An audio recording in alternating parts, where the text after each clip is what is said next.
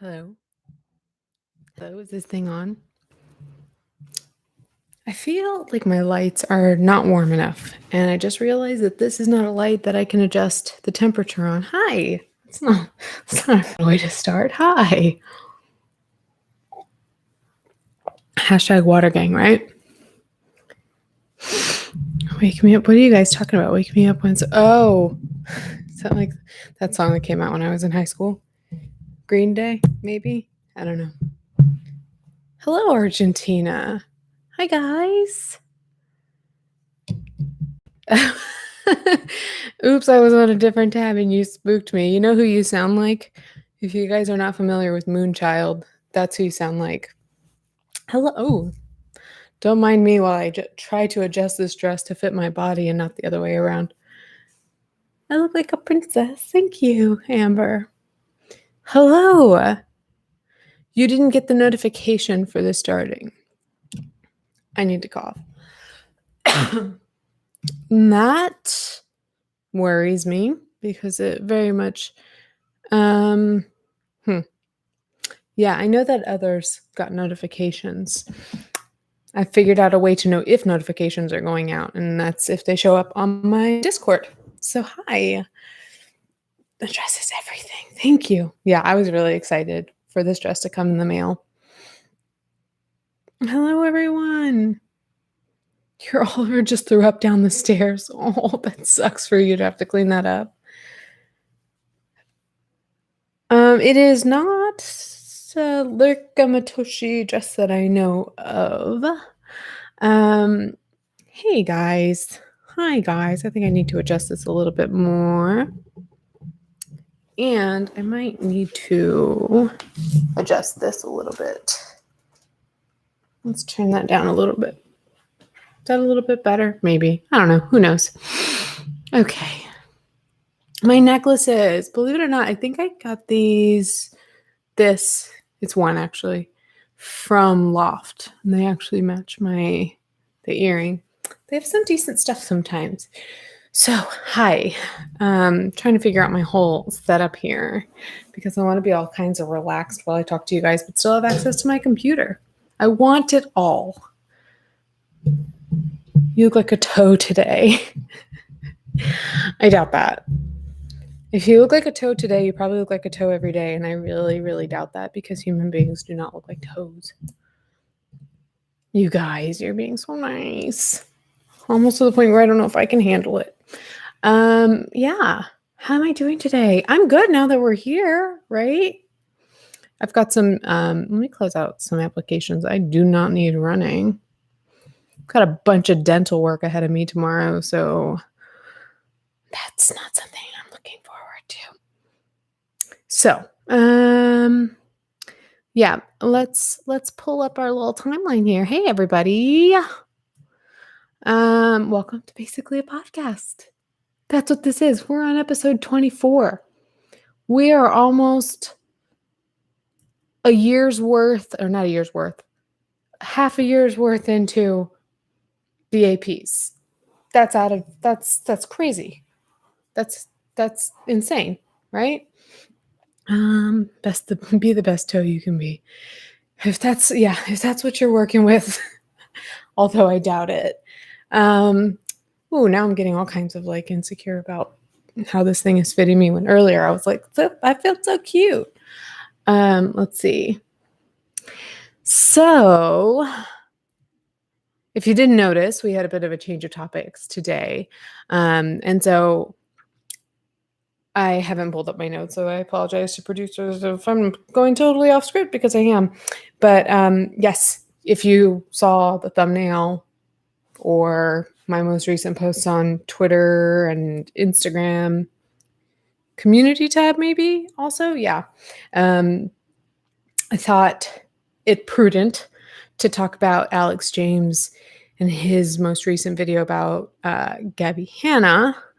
But also we can talk about Alx James and Gabbie Hanna in general, as the two of them have kind of gone back and forth a little bit in recent months, the past couple of months or so. We originally were going to talk about Emily Artful and Creepshow Art. I still want to give that opportunity to whoever wants to talk about that at some point maybe towards the end. But it just, that topic didn't really seem to be resonating with the audience. Where when I posed a question about Alx James and Gabbie Hanna, oh my gosh, you guys went off. So, I want to talk about what the people want to talk about. But still, Emily, in her most recent video, if you haven't seen it, she uploaded fairly short, I think was in the realm of like 20 something minutes, video in which she gave a really good analogy to describe toxic relationships and kind of like getting out of them. So that is something that I may want to talk about towards the end. I was going to say something else to you guys. Totally forgot. So, please take a moment to like this video if you don't mind. I find for myself when I'm watching videos and live streams that if I'm reminded to like them at the very beginning, that's the easiest for me to actually remember to like it. So I appreciate those of you that are giving the thumbs up. Thank you so, so much. So let's see. Yeah, so just kind of giving you a rundown of what happened last week. We talked about a very tumultuous topic, which was Tritcha Paytas. Hey Tritcha, what's going on with Patricia Page? Patricia Pages. Trisha Paytas going on Keemstar's podcast, Mom's Basement. Some of it, I'm getting a note from producers. Everyone says you look like a fairy princess. Thank you. Thank you to our producers. You guys give them some love. They do give me what is the palette for next time? What does that mean? But they do give me little notes here and there, and they are kind of cluing me into what's going on in the chat because I have asked them to. So that's so nice. That's so nice of them to stay on top of it all. So thank you. Chichapitas. Yeah, so that's all I need to entertain myself for the next 15 minutes. Sorry, guys. Like, I'm just going to be sitting here saying, Chichapitas. Oh, goodness. Already got water gang this early on. Okay. Yeah, that was a doozy. It really is. It really is. A lot of important conversations come up when we talk about Chichapitas, but it's also, it can be tense talking about them and talking about everything that goes on around them because, let's see, did I make a note of it in here? Because I did kind of want to talk about it or kind of lead into something. Yeah, we had a BAP where we talked about kind of like the drama that was going on leading up to that podcast that was going on, of course, between Trisha and Ethan and kind of everyone in their camps. And then I put out a video that came out after the last BAP, but I put out a video where I talked about the actual contents of that podcast. And then we did a BAP where we talked about the fallout from that podcast. So, and people have a lot of opinions, a lot of controversial opinions.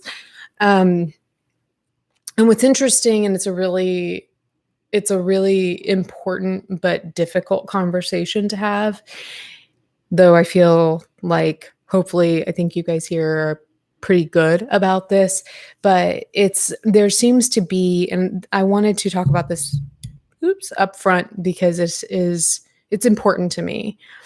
We talk a lot on this channel about nuance. I'm so sorry to just get so serious right away, but I don't want to forget this important point. We talk a lot about nuance on this channel. And it kind of goes along the same lines as something that Alx James said in this video, where he was kind of like talking about Gabbie stance, and he was saying that one concept he didn't feel that they quite understand is that you can dislike someone and still wish the best for them. And kind of along the same lines, but more importantly, you can dislike someone and you are still obligated to respect that person's human rights. And I'm just going to go ahead and talk about it. If people get upset, fine. But one thing that became it became really like the whole conversation. So we're going to go ahead and do my salty segment right now, which I hadn't needed the past few BAPs, but we have one now. But yeah, we had a whole conversation just around like family dynamics and, holding people accountable, things that people said on the podcast, the ways that people behaved afterwards. And it all, after, not saying necessarily during the BAP, but like talking about it on Twitter online afterwards, it was just, well, I don't know. It might have been I heard it was going on in the live chat too, but it was all about Trisha's pronouns. And if I am going, if the hill I'm going to go down on, I put that in quotes because hopefully it's a reference you get at this point. But if I am going to go down as somebody who likes Trisha Paytas or always takes Trisha's side or is too lenient on Trisha solely because I demand that my audience respect people's pronouns, then fine.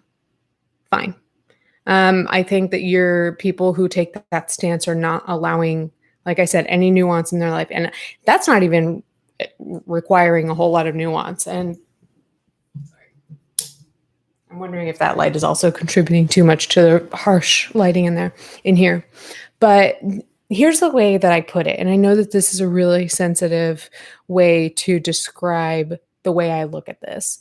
But we deal with a lot of people every day, especially if you exist on the internet, and particularly if you exist at all on Twitter. But we deal with a lot of people that we like and that we don't like online and in life. And I would never expect for someone to say, I don't like this person, so I'm going to go ahead and use a racial slur. I'm going to call them the whatever word. And I also along those same lines wouldn't be like, well, so-and-so says their family can call them that word, and I don't like them. It doesn't matter if they said that they don't want to be called that word by the general public. I'm going to call them that because I get to determine what their pronouns are to the general public versus with their family versus in any situation. It's not our place. It's not my place to determine for anyone. And I have not determined for anyone. The only thing that I've determined is that in my lives, we will be respecting people's human rights to include people's pronouns, to be referred to by their correct pronouns. That is a human right. So, there's that. And just in general, I want to remind my chat every time that we got to keep it friendly here, keep it respectful here. I always say, like, if you've got a contentious point that you want to make, if you want to pick a fight with me, that's fine. You want to tell me how I'm the worst, that's fine. But please take that to the comments, because the people that are here, that are in my live chat, are here to enjoy the company of each other and of me, and vice versa. And they're here spending their time with me and with each other. And so I don't owe any sort of entitlement to somebody who thinks that they have a right to be in my live chat saying whatever they want. Like this is some sort of like government entity. It's not. It's my home. And these are my guests, and they are people that I am saying they are entitled to have a good time here. And so anybody who kind of messes with that vibe, my mods have been instructed to time out and or boot, depending on, you guys know how timeouts and boots work. I don't need to tell you that. But just keep that in mind. If you want to call it censorship and blah, blah, blah, whatever, I don't care. Like, and mods, we don't need to care. And then I don't want like good, well-meaning people to worry like, oh my God, am I going to get timed out and booted? No, like it's really just like people who are being intentionally, I'm going to totally be unprofessional and fix this ribbon right now, being intentionally contentious or argumentative or anything in behaving in any way that is going to worsen the experience for the people who are here in good faith. Because if you think about it in terms of a business, right? And you guys are my patrons or my consumers, and you are the consumer, you're consuming this content. Why am I going to accommodate one person who is there just to create negativity and then deny business to all these people who are actually there to enjoy and consume what I'm putting out? So don't ever let people make you feel like they are entitled to your time and your spaces. It's there. If you're just talking about what I call your home, and that's another point too, for just hanging out in the salty segment. I heard somebody on Twitter. I did not hear anything on Twitter. I read somebody on Twitter. There was a disagreement, and somebody blocked somebody else on Twitter. Imagine. And I saw somebody say, well, you have the right to block him. You have the right to block anyone, but that really should only be reserved for serious harassment. And I said, no, ma'am. Mm-mm. No, that's not what blocking is for. Are we going to learn how to talk today, Alicia? That's not what blocking is for. Blocking is a boundary. And every person decides where that boundary is for them. Everybody decides at what point they put that up. Some people are like, hey, the moment somebody upsets me, they're out. Some people have a really high threshold and will allow people to upset them. And I did that for a long time because I just said to myself, like, I'm a public figure and these stands are creating 52 sock accounts a day anyway, so they're going to come and find me. And some people, if you think about it, who have their accounts on private, those people essentially have everybody blocked unless you're approved. And so just something to keep in mind is that you have every right. In fact, I would say it's your personal responsibility to protect your home. So you're probably going to hear me say that a lot, but protect your home. Do what you need to do, put up the boundaries that you need to put up in order to make sure that you and your safety and your mental health are preserved. And and that is actually one of the reasons you'll hear me talk about it again. I'm sure I've talked about it a good bit, but why I left Twitter is because it was harming my mental health to be there. And so I decided I didn't necessarily block everyone, but in a sense, I put Twitter on mute, so not a huge difference.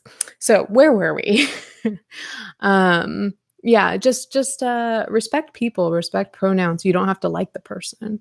But figure out what you represent and and how you want to represent yourself. Because the other thing too is that when you act in a way that is inherently transphobic, whether or not you believe that you are transphobic, but that is a transphobic behavior towards chichapechas, it's not just towards chichapechas that you are being disrespectful to. You're being disrespectful to an entire community, various communities, I would argue. And there's a sequin on my leg. Now on Depop, this sequin. Let's talk about fashion for a minute. So if you guys, for my listeners who cannot see me right now, you should probably take a moment on your phone if you can, if you're on like the elliptical, but not if you're driving. Check me. Don't worry, guys. I didn't show the goods. Check me out on Instagram, or you might actually even be able to see. I'm pretty sure. Producer Leaf, can our listeners see my thumbnails? Because I believe they can. So if that's the case, then really our listeners, as long as they can glance at the thumbnail for the stream, they should be able to see the outfit. But I am wearing, I thought it was a midi dress, but actually it's more of a maxi. It almost reaches my ankles.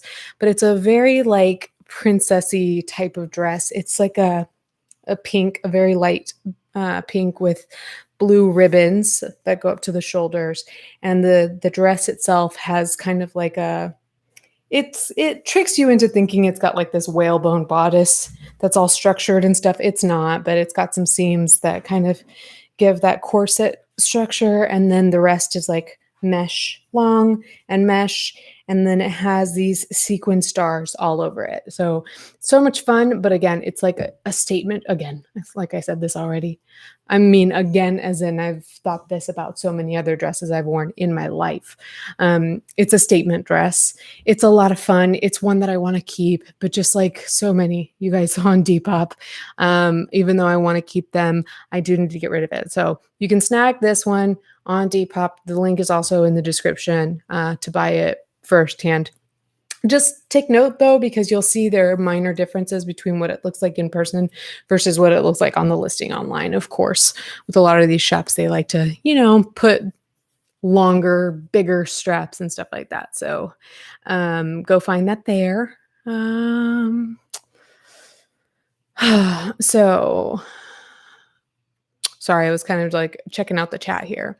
But yeah, check it out on either in the thumbnail. It's also on Instagram and on Depop, and it's a lot of fun. I feel dainty. I feel princessy. I was gonna say I feel pretty. I did earlier. Let's see. Stephanie, so obsessed with your dress. Hi. Dress is obsessed with you back. So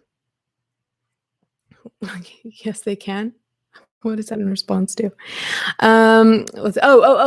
Yes, they can. Yes, you can see my dress in the thumbnails on. And hello to you listeners. Let's take a moment to say hi to the listeners who that might be streaming this on Spotify or some other pod. I have a really hard time with saying podcast streaming platforms. I tried to say it in my most recent video, and I was like, the podcast blah blah blah. The blah blah blah blah blah. Talking is hard these days. On the podcast streaming of their choice, podcast streaming platform of their choice. Hello to you listeners. If you haven't taken a moment to follow me on that platform that you're on, please do so. If you have a moment, please leave a nice review. See my thumbnail. What does that mean? And also to those of you who took a moment to like the video on YouTube, thank you. Please also make sure that you're subscribed. Somebody did say they didn't get a notification. I do know that notifications went out. I don't know what sort of sorcery goes on over at YouTube that causes some people to get notifications, others don't. Some get unsubscribed, others, I don't know. But I know that it's happening, so just make sure that you double check on that. If you want to know what's going on this week's video, since I like to give you guys a little sneak peek into what you can expect this week, I'm trying to make sure that I can kind of nail down a schedule that makes sense, that can be reliable. So I can't promise this, but kind of expect moving forward that live premieres for videos. Yes, I know last week the live premiere got messed up and it ended up just being a straight public video. But expect live premieres on Sunday evenings, usually around 8-9 o'clock or so. But that way we can break up the week a little bit. You can see me on Tuesdays and you can see me on Thursdays, or you can see me whenever you want, because we have playbacks, or you can see me not at all. I think some people need to make that choice a little more often because they're giving me a lot of time when they don't like me. Oh, Allie says I get them late. That's sad. Let's see. So this week's video, we are going to be diving into, now hear me out. So we're going to be talking about Gabbie Hanna on the Mom's Basement podcast, and it will be a two-parter. I ended up talking for a while, so it will be over the course of the next 2 weeks. But I wanted to challenge myself, even though I don't know that I ended up sounding much different than usual. But there was at one point in this podcast when Gabbie said something like, I just wish that these people would come at me respectfully. Nobody comes at me respectfully with criticism, which I find hard to believe. And I also think that perhaps the reason that I was ever on her radar is because I offered that. But I listened to the stands. I listened to the people who don't like me. I listened to my critics who talked about my biases. And so I challenged myself to give Gabbie Hanna the most respectful criticism I could. I was still very critical of her. I still disagreed with a lot of things that she said, but I gave her credit where I felt credit was due and where I could where I could bend myself to be like, give her the benefit of the doubt. If you can do it at all, you're just going to go all the way with it this time. That's what I did. So it's a little bit different there. So let's see. I've seen the strawberry dress. That one's a little different than this one, I think, at least if we're talking about the same one. Let's see. So yeah, that's something to look out for over the next couple of weeks. And so today, what are we talking about today? Now that we're already half an hour in, which let's not feel bad about that anymore because we do chat for a while. I didn't even say that, hey, this is basically a podcast, which is essentially a podcast without the co-host, without the chunky headphones, and with a slowly increasing production value, thanks to the help of my producers and some equipment that's coming in here soon. But it's really just a conversation. It's just a chance for me to have a conversation with my audience. So expect tangents, expect disjointed thoughts, expect for us to chatter for a while before we quote unquote cut to the chase. Expect me to sometimes just not cut to the chase at all, just in life, just in knowing me.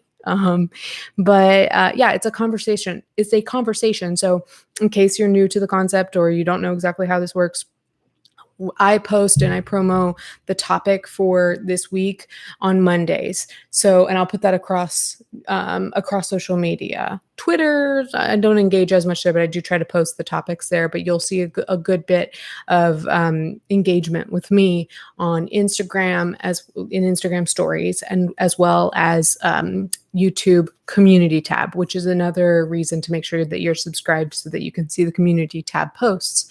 And that way you can weigh in, you can give me your opinions on these topics, and you can also email the podcast email, which is bap@hellaleash.com. So pretty easy to remember. You can write in just something to keep in mind. We want to hear your thoughts and your stories. So we ask that you keep it as concise as possible because then we can read them. If it's too long, then we have to unfortunately sacrifice that for those that we have time for. So, but what did I do this week? I posted about Creepshow Art and Emily Artful yesterday. And then 2.5 hours, 3 hours before the podcast changed the subject.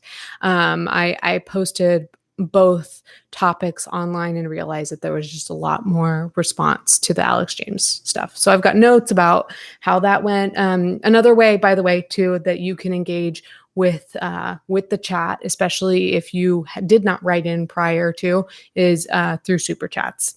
So I totally forgot about super chats. Let's take a moment to see if any have come in. There have been a couple. $20 is that Australian? It's still a good, nice donation. Thank you, Tansy. Thank you for the warm welcome, Leash, in your beautiful community. Thank you for your continued supportive stance for Jessi. This essay survivor is beyond grateful. Thank you, Tansy. Thank you for that message and for the hearts. Also, thank you for reminding me. I did write down a couple of content warnings. So let me just quickly list those off. I have, let's see, content warning. We may be talking about SA or R word, substance use, stalking, harassment. Actually, I wrote that down for the Emily Artful topic, which we might still talk about. But some of those things too are also applicable here with the Alx James and Gabbie topic. So just some content warnings. Dylan of Earth. I love your username of Earth. Hi, Leash. The dress looks great. Thank you. And thank you for the $10. Used Jubby Juice. You guys are funny with your name. Use Jubby Juice. I'm so glad to finally have made it to a live. Me too. I always miss it, LOL, but I think you look like a birthday cake. I like that. Thank you, Jubby Juice. And thank you for the $9.99. Becca Cash10 says, currently cooking my HelloFresh. Love you so much. Just another day in Gabbie Hanna's crazy paradise. So excited to listen tonight. Thank you for listening while you're, that sounds like a not saying anything, like not tooting my own horn, but beep the fucking beep. That sounds like a nice evening to be like listening to a podcast and cooking HelloFresh. That shit is fun. I've done it. It's fun. I want that sponsorship. And Nayli says, is no one else surprised that Glinda turned out to be such a thought? Damn, about to steal Dorothy's scarecrow. So, and then one of the these podcast producers, one of the perks is that they get to just send me messages in my document just like immediately, and they said hello Freesh, and then I get to play this game where I guess which one it was. That one was producer Leaf, I'm guessing. They make a joke that it's hello Freesh. Believe it or not, for a long time, when I would type hello Leash into YouTube, and I'm sure this has happened for other people who searched my name, it would autocorrect to HelloFresh every time. And it's like I could not type my name in. Frustrating. So thank you guys for those donations. Make me feel so nice. So where are we? Should we give a little rundown of Alex's video? Let's see. I know that I have my notes, and I know that producer Amber also wrote down some notes for me. So I'm wondering if I can find hers. They're probably a lot more condensed than mine. But I want to look really at the ones that I wrote down because there were some that I had some thoughts about. And then you guys can just give me your thoughts as we go through them. So let me move the Emily stuff later. We'll talk about that towards the end. So yeah, if you didn't pick up on this, the title of this BAP is Alx James and the Twisted Timeline of Gabbie Hanna, which I think is isn't it a beautiful title? Really, it's beautiful. And the reason it's beautiful is because Alex said that. Alex said something, the twisted timeline of Gabbie Hanna. He has such a way with words. I love it. I debated whether or not to bring this up, and I want to notice it. I want to recognize it and then move on from the topic. If you guys don't mind, we had this talk a little bit last week, and it's a lot, and there's only so much that we can say before it's a conversation to be had elsewhere. But for those who don't like Alex or have a hard time listening to him speak, because it sounds to some people, it doesn't sound this way to people, as if he is using AAVE, which is a dialect belonging to the Black community.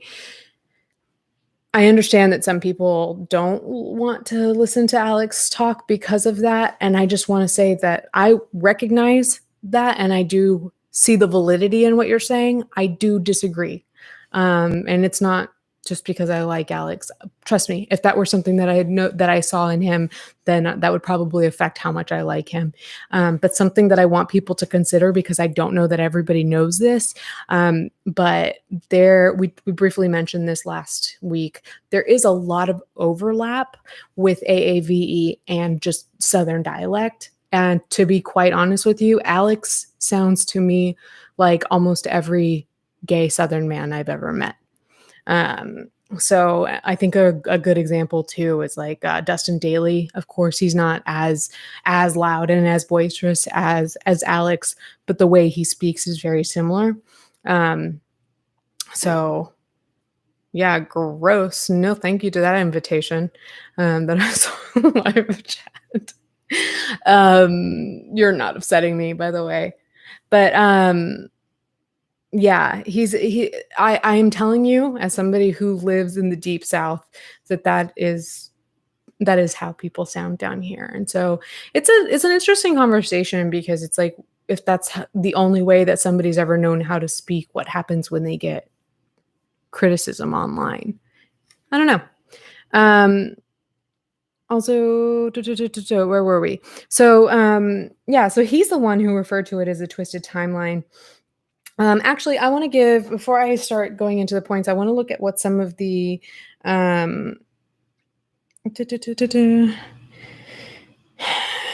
some of the points that people made about their just their general opinions about this whole situation. Where did they go? I posted my dress, and so I lost all of those notifications for my story. And now I can't find them. I'm such a boomer. I'm like, I don't know how to find the answers to my Instagram story, so I may have to do that. Not right now. Get it together, Alicia. Okay, my response is okay. Here we go. Come on. I also posted a bunch of screenshots for you guys regarding Creepshow and Tipster. I just don't know much about him, so um, somebody said, it's hard to follow when he's so entertaining, but it was detailed and I can't wait for more parts. And that is a good point. And also something that Peter Mon pointed out was that, Peter was just like me. He had his notes and he was like going to, give his notes of what the video was about. But he was like, I can tell you guys what it's about, but like, even though it's in like an angry video, even though he's upset, he's still so humorous in how he delivers his story. He's so good at like coming from somebody who has had the pleasure of FaceTiming Alx for like an hour at a time, a handful of times. He's just like the way he talks is just captivating. It's fun, it's entertaining, and clearly he can be talking about very upsetting things, and it still is, kind of. Entertaining. By the way, trolls, thank you for the engagement. I'm so sorry to the mods, and thank you to the mods for working overtime to keep them in check. But thank you guys for feeding the algorithm, because you're absolutely boosting my video, and like, thank you. Alicia E, that's the other Alicia. She's also a moderator, says, glad Alx acknowledged he put Jessi in a weird spot and shouldn't have. I think that's a really important note. A really important point to note is that Alx does make it very clear that he did things that were stupid, that were not the best decisions, that were not good for Jessi, and has not wavered on those things. He's recognized, I shouldn't have done these things, and I've apologized for them. And as far as we know, that apology and his behavior has remained consistent in terms of being consistent with that apology. So I do think that that's important to me too, because I think as people who are fans or followers or supporters of like Jessi and Alx, I think we would wonder those things, because people on this side of that argument tend to stand for justice and want to know that things are right. So that is important to me too. Somebody said his video is fire, just proves more that Gabbie has a warped sense of social boundaries. Yeah, agreed. And I do think that his video does serve a purpose, because there are certain things that you're like, oh, I had no idea that was also going on, that was also an issue, and that also adds more context to this stuff, and like really, really changes. Just think about it, guys. Think about a year ago. We were under the impression, or a lot of us were not, a lot of us were gaslit into being told that Gabbie Hanna had never supported Curtis Lepore, ever, at all, in any capacity, ever. And just like how much that has changed. My goodness. If you haven't seen the video that Alx put out, that's changed. I apologize to you guys so much, to the viewers and the moderators, for having to look at some of the words that are coming up by these trolls. But yeah, that changes all of the context, and it really kind of, the clarity kind of helps the feeling of being crazy kind of go away a little bit. Because I'll go ahead and tell you guys, you want the tea. I've mentioned this here and there, but when all of this stuff was going down last summer, I talked to somebody who was in Gabbie Hanna's Discord in good faith, totally was there as a fan. And that person showed me a Google Doc that was created by the stands in the Discord. It was just like a document that was being shared around the Discord. It was like a community thing. And in that Google Doc, the fans were documenting the history between Gabbie and Jessi. And the very beginning of it said something about, I think it started with Gabbie defended Curtis because she didn't want to believe that he did the things that he was accused of. And then apologized to Jessi for supporting him. And I saw that and I was like, wait a minute. So a lot of us believe that she supported him. And there are deleted tweets, but there are responses that really hint towards that. But then we're being told that we're misreading that and that we're misremembering. These things are false memories, even if you swear by your grandfather's grave, things like this. And we're all being told that, like, no, you're wrong. If you think that happened, you're wrong. And I remember seeing this and telling this fan, like, wow, so the fans know this. So Jessi knows this, and Gabbie knows this, and the fans know this, correct? And that person said, yeah, very much. In fact, there might even be people in this chat. I'm not asking you to speak up if you're uncomfortable with that, but there are people who have come out of that fandom and can probably attest to these things. And I just remember thinking that was nuts at the time, it was an open secret, basically. It was a secret from the general public. It was a secret from anyone who wasn't a diehard Gabbie fan or Jessi herself or the friends of Jessi who were keeping those secrets for Gabbie. Like, that's just crazy to me that somebody can just like mistreat you online for so long and you keep their secrets and then they go and accuse you of being their abuser. It's like obviously nuts to me. So #WaterGang for that. Cleanse ourselves of, I was looking up at my TV. I have Chromecast, okay, and sometimes they have really interesting photos as a screensaver. So here's a really important one too. Somebody said Gabbie saying that R-word apologist isn't a real term made my jaw drop to the floor. Honestly, disgusting, right? First of all, did you just learn this, Gabbie? Hi. Bow, bow, bow, bow. To our listeners, my strap just fell off my shoulder. Yeah, like, did you just learn that that's not a word? There's no way that did you just learn that that wasn't an official word? I talked about this in a video like 2 months ago, saying that it's not an official word in the Oxford English Dictionary or the Merriam-Webster Dictionary. So the best you have is kind of like looking at who coined the term and also looking at even Mr. Atheist talked about it, the term apologist is not new. Apologetics, that's not new. It is a term that refers to the minimizing of, not apologizing for, but being in any way like forgiving or minimizing or dismissive, etc. of the thing. So although it's not a term in the dictionary, that doesn't mean you're not one. So that might not have been where you thought I was going with that, but it's almost as if Gabbie was like, oh, this is not a real word. That means I'm not one. Like, no, bitch, you still are. You still very much are that thing. And you know, you love semantics. So what I can do is I can pull up the Urban Dictionary or whatever dictionary coined that term or has where that term was coined or whatever. I'll just go ahead and say you are, and then I'll say all the things and it would still be true. So, yeah, that was gross. Like, you really think that's your get out of jail free card? No. Somebody said,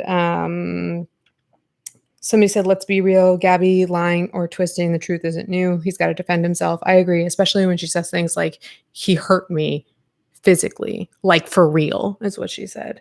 Oh, you know what I wrote in my notes about the whole saying R-word apologist isn't a word? I wrote that in my notes and I said, neither is dead ass. But that means a lot to you. Like, dead ass for Gabbie and the vlog squad is like Bible for the Kardashians. It's a very meaningful word. Somebody else said they're saying the same thing, talking in circles now over it. I mean, yeah, you have every right to be over it. It all depends on how over it or not, you are. If you're bored by the topic, then yeah, it just sounds like people are just going on and on and on. If you are invested and engaged, then you do hear the different details and it changes things for you. So everybody's valid in how they feel. Somebody said Alx dragged Gabbie to filth, as he should. Somebody said, good for him. Love how much he checked in with Jessi's feelings and sought permission. Another person who's pointing out the importance of Alex's recognition of Jessi's feelings and how important that is. And also holding Alx accountable, saying like, hey, it is important to us that you apologize to her. And instead of, I said something in, was it my most recent video? I think it was. I don't know if it was my last BAP, but I did say something about how it's, if you, I didn't say these words exactly, but like when you issue an apology, it's important to follow through with that apology and not to give yourself excuses. And if somebody is going to come along and tell you, somebody who is not the victim, right? Somebody who is not the person to accept that apology. First of all, let me like reframe the perspective so this makes better sense. If somebody's making an apology to someone else, and that apology doesn't belong to you, then it's not your, and that person has decided, I am making this apology and I'm going to mean it, or I'm going to sound like I mean it. It is not your place to go and tell that person, you had nothing to apologize for. If you want to say it in private, fine. I don't care what friends, people who enjoy each other say in private. If they're like, hey, I don't think you needed to do that. Fine.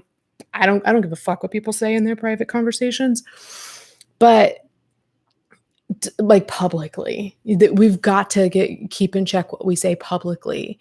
And I think that the true, actual, I don't want to talk about fans, but actual supporters, people who are actually supporting people and for the right reasons and truly holding them accountable, are going to be the people who said, Alx, you owed this apology to Jessi. I'm glad that you gave it. It's up to Jessi to decide whether or not she forgives you. And clearly she has. But we still hold true to the fact that you did owe that apology. So it's good that you gave it. So I'm glad that the people who watch this show, also feel the same way, that is owed. Somebody said basically confirmed what we already know. She's been lying about quote unquote her side the whole time. Yeah. Totally. We already knew. But when the details come out, dude, it's just like I said, it's just validating. We already knew it, right? But the more you hear the details that confirm what you know, the more you just feel a little bit like, okay, that little piece of me that wondered, that was being gaslit, is now at ease. Somebody said it's disturbing that another person has to bring up Jessi's essay because of Gabbie again. Yeah, it's true. Hopefully, I really do have hopes for Gabbie. She says she wants to just not be famous and kind of disappear and just make art for the rest of her life quietly. That would be wonderful. And then hopefully this can all be settled and not brought up again. Somebody said short but sweet. Good for him. Somebody else said this isn't a thought about the topic, but the dress you have in the thumbnail looks so pretty. Thank you. Somebody said Alx destroying the timeline Gabbie was falsifying proves that she has no idea what she's talking about. Yep. You can tell too by the kind of conviction that certain people speak with, like the way Alx speaks. Somebody said, I love Alx so much. He's so freaking funny. He is. And somebody said, can we just both agree that they may both be horrible people? They may, but I don't think so. Anybody could be a horrible person, right? But I don't think so. I know Alx personally, and he's actually a really wonderful person. Total respect to your opinion. That's why I said you baby. But yeah, let's see. I want to just check in to see if there are any other. There are some super chats. Hi guys. I would hate to leave you hanging. Victoria, thank you for the $9.99 saying hello. I'm so excited. This is one of the few times I get to watch live. Yay. Also, your dress is super gorgeous and I'm so jealous of how pretty I am. Even when I do this face. But thank you, Victoria. That's so sweet. I'm flattered. Sleepless nights. Hey, they said I got here early for once. Missed being here. Yay! I'm happy that you're able to make it. Thank you for the donation. Tansy again, hello. In reference to whether it was Aussie dollars or not, yes, it's Aussie. You didn't need to pay more money to tell me that. Because as soon as I saw your name, I knew. I was like, oh yeah, they're Australian. Oh my God. You're too kind. You're way too kind. Veronica Mendez says, do you think Gabbie Hammer is a pathological liar? I'm almost sure she is, especially after Alex's video. Love your channel. Thank you. I don't know, because first of all, it's not something I would ever say, because there's a ladybug on my window. I'm not a mental health professional, and I feel like pathological lying is I believe that's some sort of diagnosis, or at the very least, it's some sort of trait of mental illness. And so I do my best not to kind of like diagnose people, but just in terms of the lying that she does do, she does seem to lie. I don't even want to say compulsively, because again, that's another mental health thing. And I also don't know if it's a compulsion of hers. That kind of refers right to like something that's almost uncontrollable. But I do think that her lies are a combination of, she talks a lot now. She's started to own up to lying, quote unquote lying, by saying that she has memory issues. And I do think that she does have memory issues. And I do think that she conveniently fills in those gaps in her memory with the narrative that she wants to be true, so that she can justify her dislike and anger, especially if she's fucked up. If she's fucked up and she has a conversation with somebody and she doesn't remember 75% of that conversation, then she's going to fill in those holes with things that make that person bad and wrong. And that's exactly what happened between me and her. And so I do think that she lies in that sense, in a sense that she believes a lot of the lies that she's telling. And I think in some ways, I have a really hard time believing that people just intentionally just lie. Like, I have a really hard time with that, you guys. And like, you'll roast me to I was going to say shreds. That doesn't make sense. You'll roast me to burntness.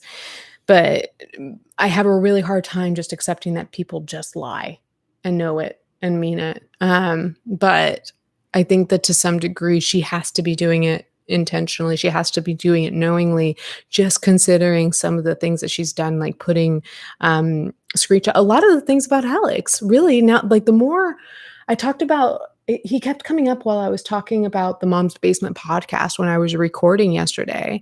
And I realized that, like, although, yes, we're talking about a video about Alx James, talking about Gabbie Hanna, there's not enough attention paid to really how Gabbie has mistreated Alx. Because, of course, with good reason, we talk a lot about how she's mistreated Jessi. And Jen Dent is very vocal on Twitter, and some really horrible things have happened to Jen. And so we've talked a lot about that. But really, in the details, there's a lot of mistreatment of Alx James. And so it makes sense that he would get fired up and make these videos. And so it's things like, like I tried apologizing to Alx, but he didn't want to talk to me because he needed to sleep. And then flashes a screenshot of a text message on the screen that says, "This isn't Alx, you have the wrong number." That is a form of a lie. And also saying, he hurt me, like, for real. Remember she said that? And let's talk about that. I mean, we can just jump all over the notes. Most of you guys have seen the video. If not, this doesn't necessarily need to be in order. But one of the reasons that Alx wanted to make these videos, is because as Gabbie was talking about Alx in one of her docuseries episodes, she talked about Alx, and she said, "He hurt me, like, for real," and then flashed on the screen the word physically. And Alx took issue with this. He's like, you're accusing me of physical assault is what you're doing. I mean, he hurt me physically for real. That is accusing somebody of physical assault. So he made his first video about it, addressing it, saying like, that's a really big accusation to make. You know, you could get in trouble for saying things like that are untrue. And then later she went on I guess now her podcast is called Half Baked. Is that the case? So let's talk about let's talk about this podcast and just the history of its names. Box of Thoughts, the best name it had. The best back when Gabbie was just her normal, kind of a basic girl, a little bit problematic, but not as mean as we've seen this year. Had this fun friendship that was fun to watch with her friend Irene, and had seemingly a really great relationship with her boyfriend. That's the Gabbie that I miss. I miss Box of Thoughts Gabbie. And then it became Unfollow Your Dreams. That sounds like something that would be on like a little girl's t-shirt at Target with like a rainbow on it. Then it was something. Was it something else after Burnout? I believe that, I don't know if there's something between Unfollow Your Dreams and Burnout, and then now Half Baked. My goodness. But then, yeah, why did I even mention Half Baked? She said something. She said that he threatened to hit her. And so I'm trying to like piece the puzzle pieces together. And I'm remember when Alx made a video. It was back when I was living in DC. So it must have been like around, why am I trying to figure out dates? I don't know. It was sometime in the past year. It was like one of the first videos that Alx made during all this hullabaloo. He said that he told her something like, I can slap the fakeness off of you or something like that. Maybe somebody else will remember better than I did. But he said something like very much along the lines of like, I could slap the wig off you, or I could slap the fake, essentially calling her fake, but using this like idiom of slap the blank off of you. And I'm wondering if that is what she's taking to be the threat of physical harm. And just like she threatened Jessi with threats of physical harm. And so kind of going back to the person who asked, like, do you think she's a pathological liar? Like, that's, if she's going to take things like, if somebody's going to use a euphemism and be like, I could slap the fakeness off your face or whatever he said, and then be like, that was a threat of physical harm. And a threat of physical harm is the same as if you do the physical harm. And I'm not laughing at physical harm, I'm laughing at just the mental gymnastics. Then to go in front of your audience and to say, he hurt me physically for real, in that way, that yes, she's a liar. I don't know. I know that there's an element of truth, and there are mental gymnastics involved, but it's not truthful at the same time. So, oh my goodness. Meigs says, please hit 50K so I can release my Pato art. Guys, please help me hit 50K so Meigs can release her art. Her art of Peyton. No, gotta go easy on him-ish at times. I waver with whether or not how mean I want to be with this guy. Was he a victim? Or was he a perpetrator himself? Or was he both? Emily Artful taught us that one can be both. Fatal Exception says, sorry, this is unrelated, but did you see Smokey Glow's new video? I really commend and respect her for it. It took a lot of bravery. I haven't, but thank you. I will watch it now tonight. Thank you for the donation, and thank you for the recommendation. Oh, Half Baked is Nick Diorio's and Tom's podcast. Turkey Tom's podcast. Gabbie was just on it. Thank you. It just doesn't it make sense? Like, she's got Burnout and then Half Baked. I was like, oh, it's gone through another evolution, but it just sounds like they're just made for each other. Yeah, it does sound like Gabbie. Jean Donnell. Sorry. I know that you tell me just to call you John, but John. Hey, John. Thank you for the £5. I'm so confused why Alx decided to do a video with Curtis after Curtis confessed to him years prior and tried to fight Alx. Yeah, I think that from what I gathered, it didn't sound like really anybody, even Alx himself, knew why he did it. I mean, if you imagine a couple of years going by and then somebody reaching out and trying to be nice to you, and, Gabbie herself has said that she's done this, and Jessi has seemed to just be very forgiving of people who are just like, yeah, he's being nice, so I'll be nice to him. It might have just been a collaboration thing. Maybe time had gone by. Maybe, I don't know. I really don't know. And Alx seemed like he was being honest about it, and it didn't seem like he really had an answer. I think he said he didn't know why he did it. Yeah, and it sounded like he regretted that right away. So, he also, and if you guys don't know what that's referring to, you know, Alex's history with Curtis is something that he went over in this video. And, because Gabbie went on her video and said Alx has lied about his history with Curtis and when he met him and how long he's known him, and use these like screenshots of this tour that actually didn't happen to say that that's where they first met. And Alx was very clear, and he was like, no, this is where I first met him.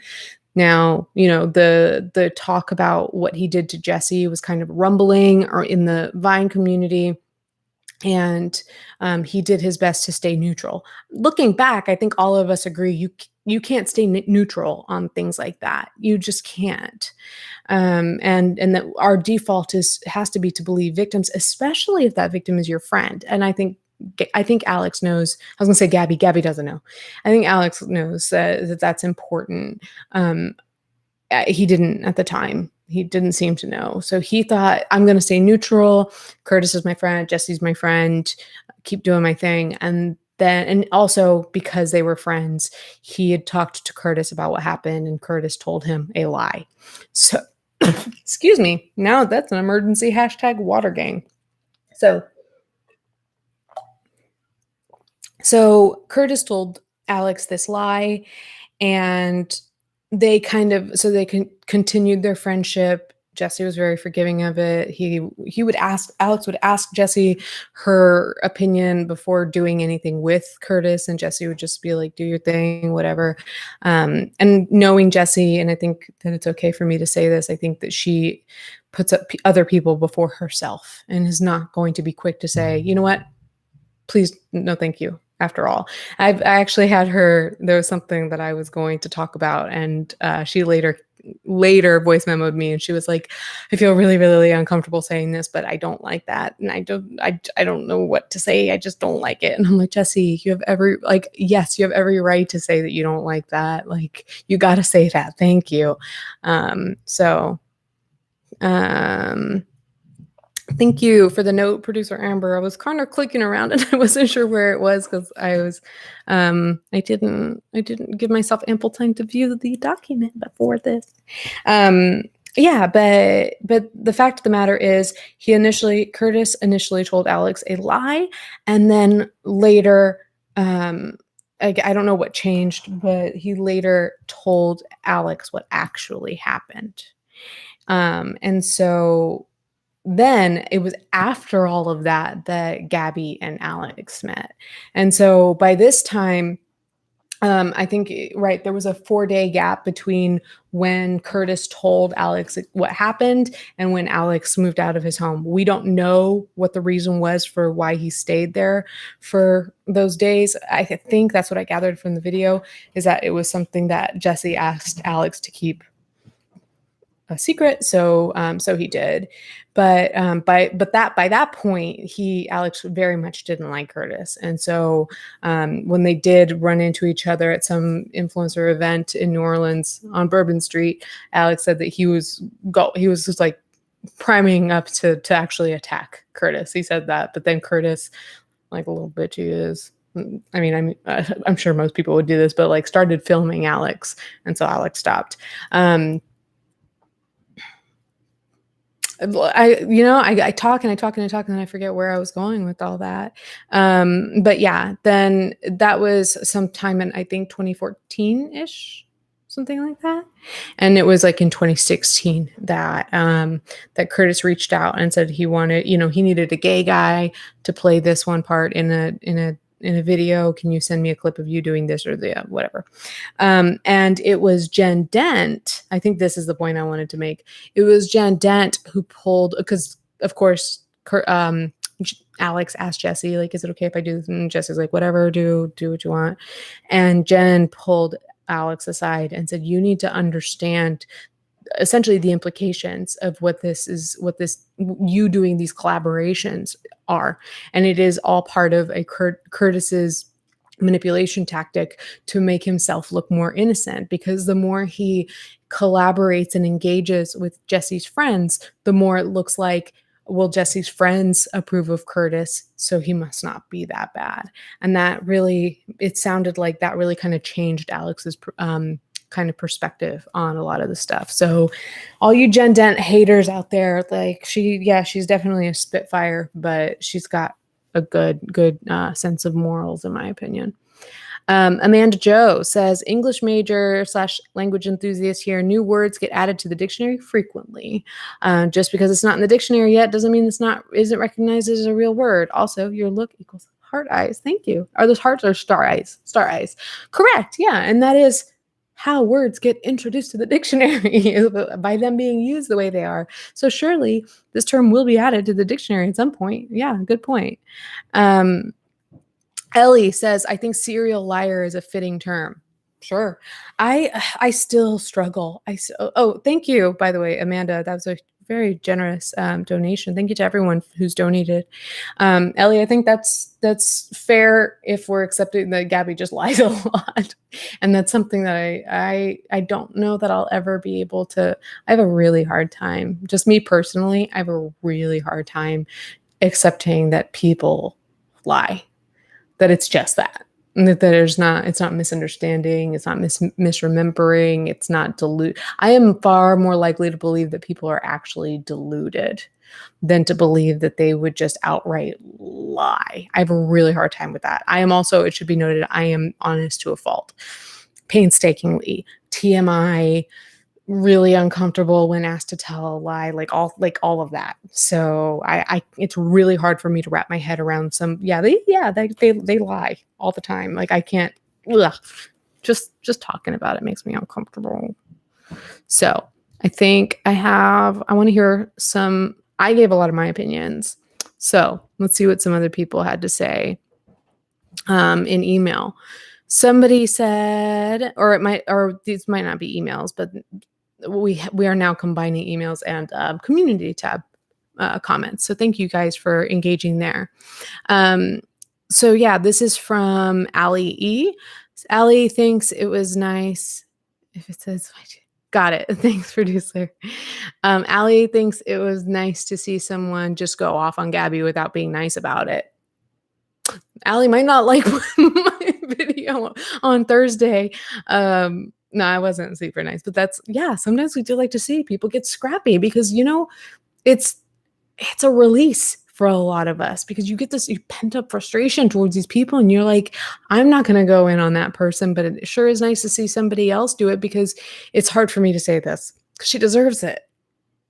I said it. Stans, come for me. Give me that engagement, that clout that you say I want.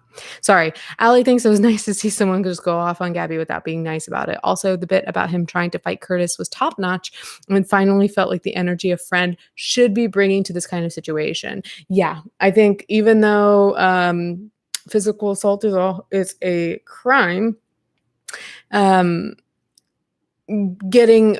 that energy, that's a good way to put it, Allie, bringing that energy to the situation is more akin to what we would have wanted to see from Alx this whole time. So it helps. Again, it kind of looking at these people as case studies, like the friendship of Gabbie Hanna's friendship to Jessi Smiles in light of the Curtis Lepore situation versus Alex's friendship to Jessi Smiles in light of the Curtis situation. Yeah, we've seen both people be imperfect.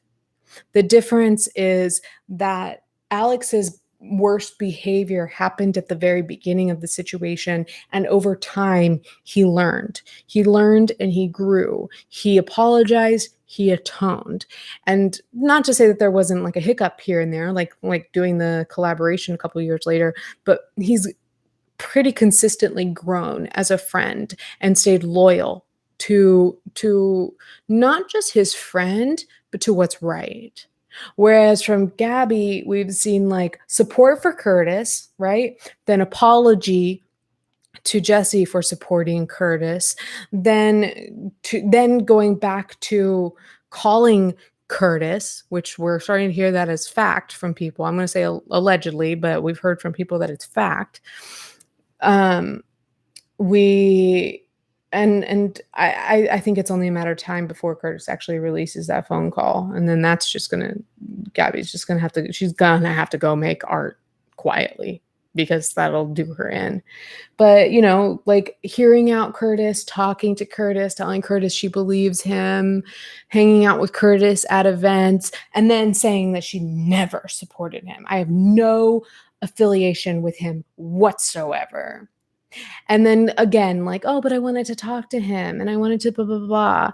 Like this wishy-washy back and forth. And also it depends too on whether or not she likes Jessi in the moment. Like, this is somebody who, here's the thing, you can hate Jessi Smiles and still support her. You don't have to actively support her, but just you can recognize that this guy is a shitbag human being because of what he did, because of what he confessed to doing, right? Because it's the right thing, because it is about, again, human rights, your right to safety.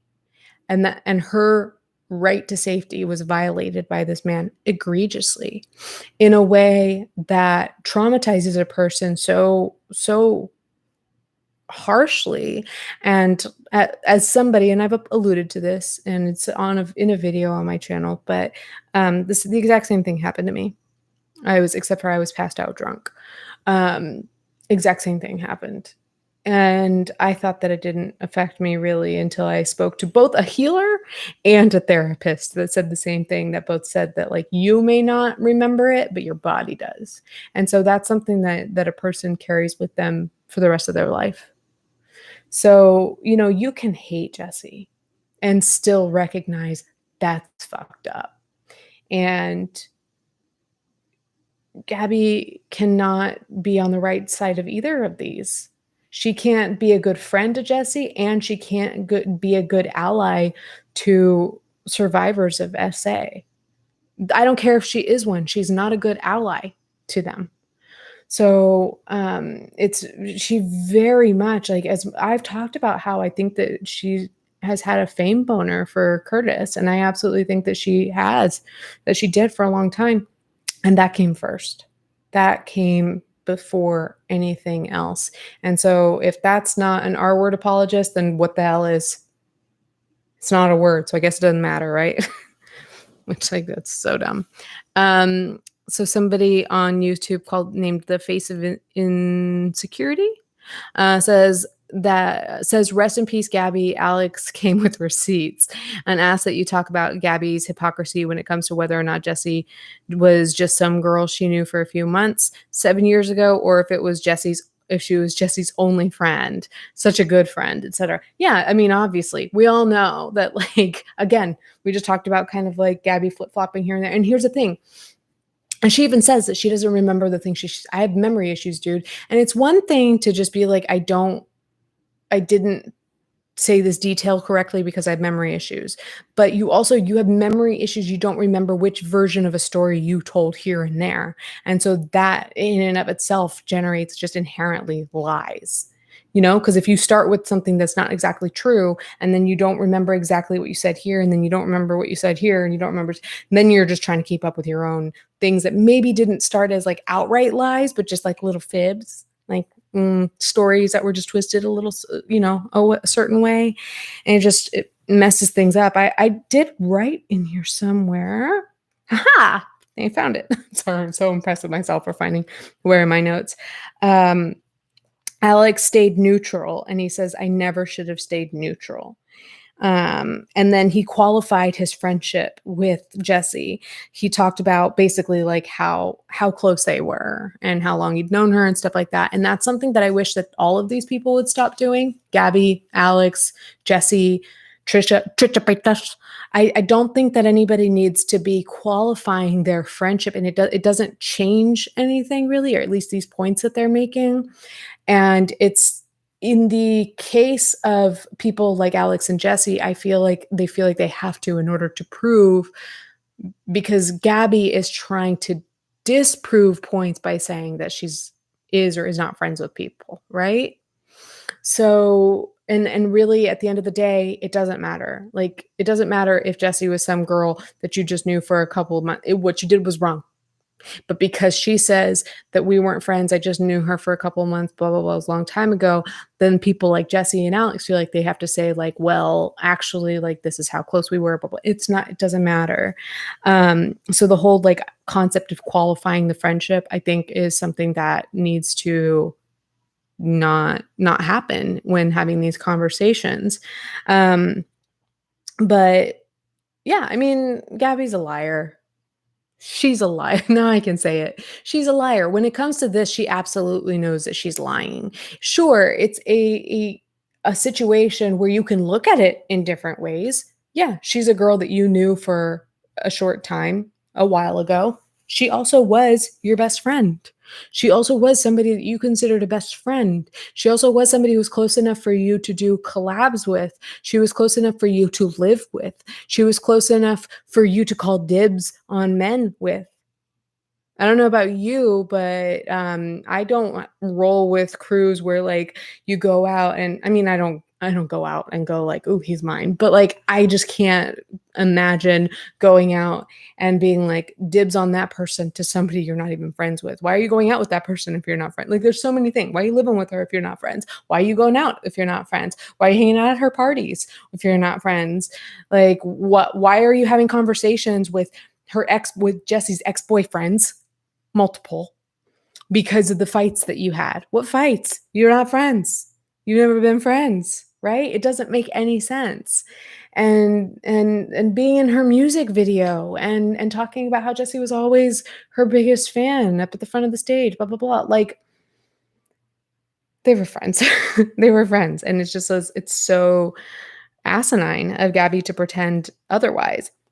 But also, in like on the note of proving friendships, I was going to look at the stream, but then I think I do better by like not looking at myself and just like talking to the camera. So #water gang, because I've been talking. But this has been sticking out of my mind. And for some reason, and obviously like this is something that like we all know about. This is not me like, hey, remember that thing that we forgot about? Nobody forgot about this. But just thinking about this in context as time goes on is I think I saw the thumbnail maybe when I was like looking for assets for a video recently, and I saw the thumbnail for the video where Gabbie's talking about the song that she wrote about Trisha Paytas, or for Trisha Paytas, about Trisha Paytas, blah blah blah. And you know, let me give you a visual. She has short blonde hair. I mean, I guess she does now too. And then she has it half up, half down in two little pigtails up top. And she's just like making this face into the camera where it's just like she's saying something like, duh. I'm describing the face for the listeners. But and I think the title was, I wrote a song for Trisha Paytas. Imagine just like putting that juxtaposed with Gabbie saying that Trisha is obsessed with me. Don't get me wrong. I'm not arguing that any one of them is more obsessed with the other. I think, of course, they go back and forth. But just imagine saying 1 month, I wrote a song for this person that didn't want me to write a song for them, that hates me. And I'm going to go promote it. And here's a video where I talk about this song I wrote about this person. And then months later being like, dude, yo, dead ass, for real? She is obsessed with me. Like, what? I don't think. And I think the kind of like the takeaway that is pretty clear is that Gabbie doesn't know what friendship is. And that is a sad truth. That's not me trying to be mean. It really is just a truth that is sad. I think that, and kind of just like touching back on Trisha Pictus, is that I don't think that Trisha has a strong concept of what friendship is. Trisha, I think, knows that. Gabbie tries to talk about friendship without knowing what friendship looks like. So chew on that for a bit. Let's see. Vix Todd on YouTube said, Vix personally appreciates Alex's ability to be humorous regarding serious topics, but wonders how appropriate it is. It's yeah, that's valid. I have found he hasn't made me uncomfortable yet, except for the joke about the knife, but then he like covered it up well by saying that it's for bears or whatever. Like, I've wondered the same thing too, but at the same time, I haven't been made uncomfortable. So yeah, it's something I think about. Delta says that Alx is hanging out with Curtis, even when Jessi said it was fine, was not great, but Alx otherwise doesn't seem like a bad guy. Agreed. And I don't think that anybody should agree that it was a good choice. Alx doesn't. I don't think we should. Nobody should condone that. And that's the thing, is that we can, just like Alx says, you can dislike somebody and wish the best for them. You can like somebody and call them out on their shit. And in fact, you should. And so I think that that's important. And I think Alx would welcome that. Let's see. I hope I'm pronouncing this right. Jyotsna?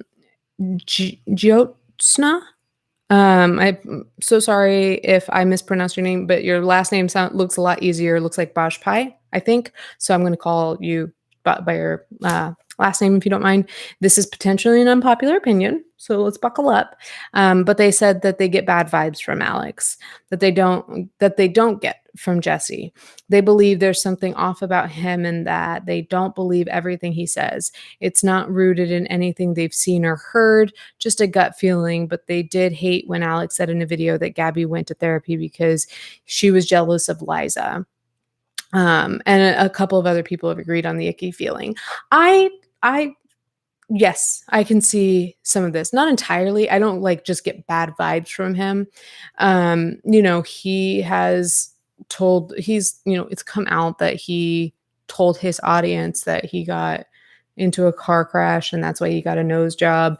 And when people come out and they say like outright, I was lying, it really like jostles me. Just like I said, because I have a really hard time accepting that people lie. So it unnerves me, though I don't think that he's lying about these details about Gabbie Hanna. When he brings the receipts, he brings the receipts.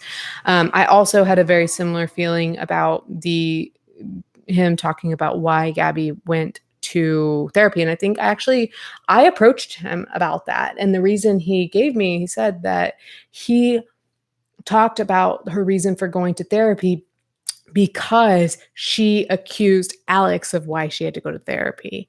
So it's both for me. It's like, that maybe you shouldn't talk openly and publicly about why people are going to therapy, but also if this person is accusing you for something when you know that that's not true, that you're not the reason, especially if it's, never mind, because that's not public knowledge. Sorry. So I do see what they're saying here. Somebody named Mice Are Nice. Mice Are Nice says that Alx may have done controversial things, but he and Jessi worked it out and they are okay with each other. Case closed. They would rather focus on Gabbie's sense of omnipotence while poking the wrong tiger. Her delusion would be humorous if it weren't incredibly sad. Very true. Very true. And that's the thing, like I said, with Alx and seeing his personal growth, that is also, we can say that about him as a person, but specifically within this friendship between him and Jessi Smiles, it has been consistent and he's proved himself. And that's all that matters to Jessi. And I think for a lot of us, that's what would matter. It doesn't matter these little details where like, oh, Alx said that they met in late November, but actually it was early November. Like, Gabbie, there's something attached to my fingernail.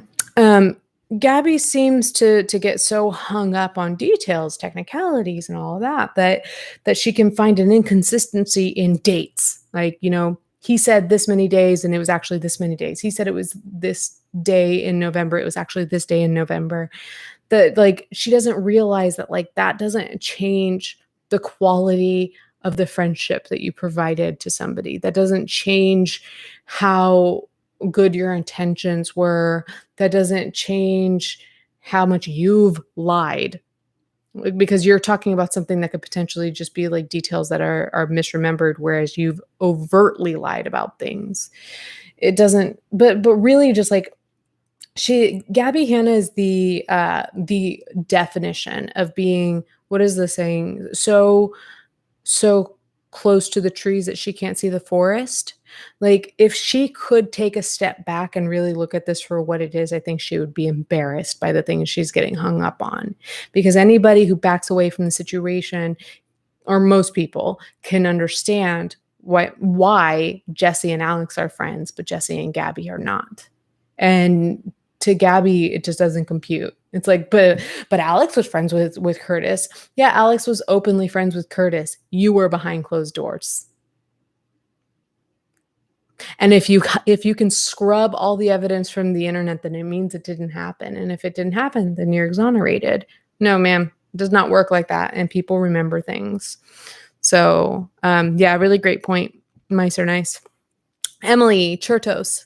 Emily thinks that Gabbie probably never believed Jessi, but saw she had an opportunity to form a relationship with someone else she could manipulate and benefit from, then dump. Like Alx said in his first video, Gabbie is an energy vampire. Energy vampire. Haven't heard that one. That's a good one. I agree. It's sad. I wanted to believe that like that Gabbie was sorry and that she did believe Jessi and that they were friends for, actual friends. And really just hearing more details about this, I'm like, wow, she really never believed Jessi, did she? Especially in what Alx told us in this video, which was, Alx got Curtis kicked out of that party, and then Gabbie was like, no, I wanted to talk to him about blah blah blah, and then I think Alx said that he brought up like, what he said, what he did to Jessi, blah blah blah, and according to Alx, Gabbie said something like, well, that's not what I heard. And also she supposedly told Curtis too, like, I never believed Jessi. And so it's so sad. I don't know. It's so sad. If you truly don't believe somebody, I think just keep your mouth shut, because this is not a good look. And then for that person to have been your friend, I think pretending that Jessi wasn't your friend tries to serve this narrative that you're not a bad friend. Because how can you be a bad friend if you weren't a friend at all? But yeah, I also do agree that whether people do this knowingly or not, she very much seems to be somebody who, she's been accused of being a social climber, and I absolutely think she is that. We saw that she was, and I can tell you from how well I know Alx and Jessi, they don't give a fuck about your numbers. They started talking to me when I had 25K subscribers, and value my opinion. Jessi will ask my opinion on certain things, like what do I think the audience would want to hear about and things like that. And also like, is this video too long and stuff like that. And somebody like Gabbie is one of those people that will say, and she has said this to me, you're nobody to me. You're nobody. And so she can give so much weight just to somebody's opinion, but at the same time, just be like, you don't have the numbers I have. And she said that she's such a walking, talking contradiction. Calling somebody irrelevant is one of the meanest things you can call somebody, or irrelevant in her dictionary, which that's not a word, Gabbie. Calling somebody irrelevant is one of the meanest things you can say about somebody, but also she will talk down to people because of their numbers.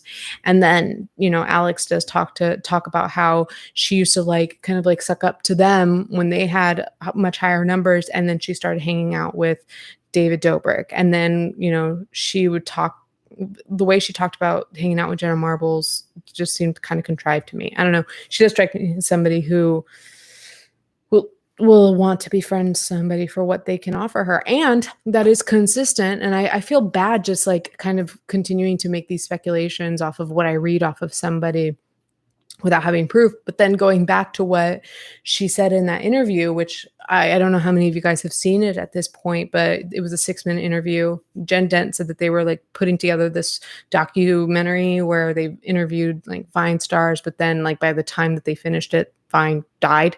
So it never came to fruition, but the interviews are out there on YouTube.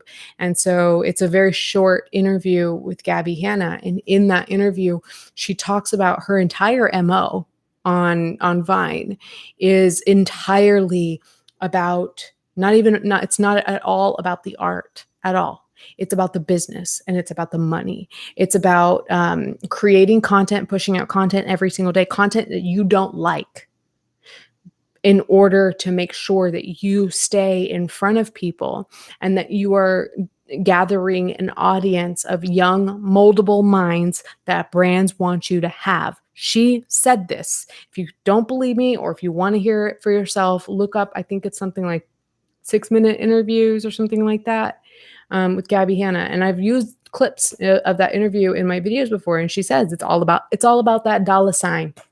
Is what she says at the end of the interview. So why wouldn't I believe if she just talks about, I'm just a businesswoman, I'm just here to make money, I don't even enjoy the content I put out, I do it because it's what makes money, then why wouldn't I believe that she would be strategic about who she aligns herself with, especially when we see that she's not a good friend. She's not somebody who values other people, not on a personal level. She values them for what tangible things they can bring to her, but not for their attributes, not for who they are. She can say really nice things about people like Irene while they're friends. And also, like, as much as I don't want to be nice to Irene because she absolutely has been involved in all of this bullshit, Irene is somebody it's really easy to say nice things about. But then like the moment these people are out of Gabbie's life, like, nope, she can't say anything positive about these people. And that's also, I think, a sign of immaturity, because I can look at people that I've had fallings out with or that I've grown apart from and still look back and say that like the things that I liked about them then, maybe not all of them are to that same degree, but I can still say positive things about those people. And I don't think that Gabbie has any sort of like fondness for people. It's more about just like, what can we do for each other? And she even herself described friendship, and this is going to come up in the video that I released this week. Well, it depends on which half of my recording it was in, but she talks about when she was talking to Trisha Paytas in their podcast, in her podcast,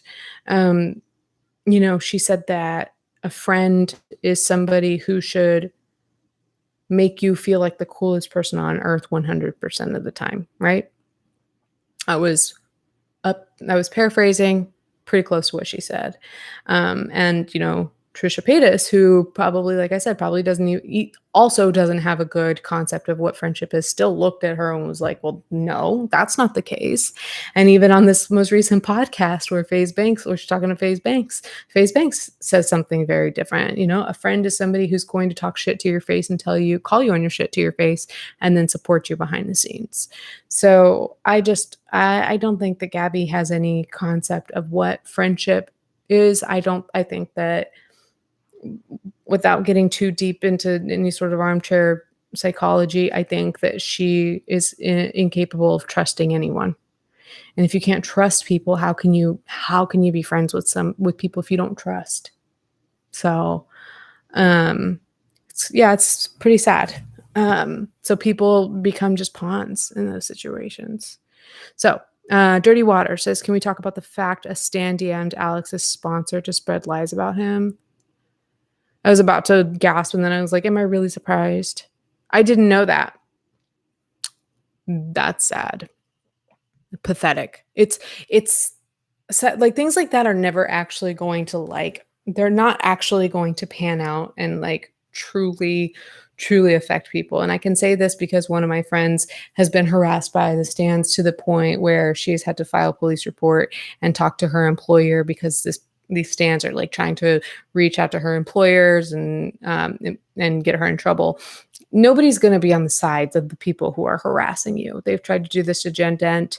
They've tried to do this to my friend. They've tried to do this. They haven't reached out to my employers or sponsors, but it becomes clear when it's harassment, and the people just take it from somebody who is a recruiter and kind of can give you an HRE take on this sort of stuff. It's not going to be smart for an employer or a sponsor to, if something has been identified as harassment, it would be really stupid of them to side with the harasser. Unless the thing that the person is claiming is falsifiably true. So they do this shit and they end up just making themselves look stupid. So yeah, Erica will never call them anything but chicha now. It was told, I don't know if I want to say the name, told the brand that Alx, that's awful. It was the Stan who is actually, I'll just fucking say it, the one who's got, because I even said it in one of my videos, that has an active police report filed on him. So I'll talk to Alx after this and let him know that there is a police report if he wants to add to it. The funny thing I will say, I'm not going to say names, but I will let you guys know because some of you know who this Stan is. I will say that that Stan is spooked. And how do I know that? Is because he was in the comments of one of my videos, and no, he was in the live chat, and I was like, guys, please don't engage with this person. He's got an active police report filed against him for harassment. And then he took it to my comments because we booted him from the chat, and he took it to the comments. No, I hid him from the channel, and then he got onto another account, and he was like, you need to look into the blah blah blah blah blah act, because you're a public figure, so you can't have, and like, I didn't read it, I just kind of skimmed it, but it was basically saying like, these are the reasons that like, I won't have a case against him. And I'm like, yo, I'm not the one who filed the report. So back to square one for you, buddy. Like, he also is the person, he's just the meanest. He is the meanest. He's genuinely got a dark heart and very serious issues.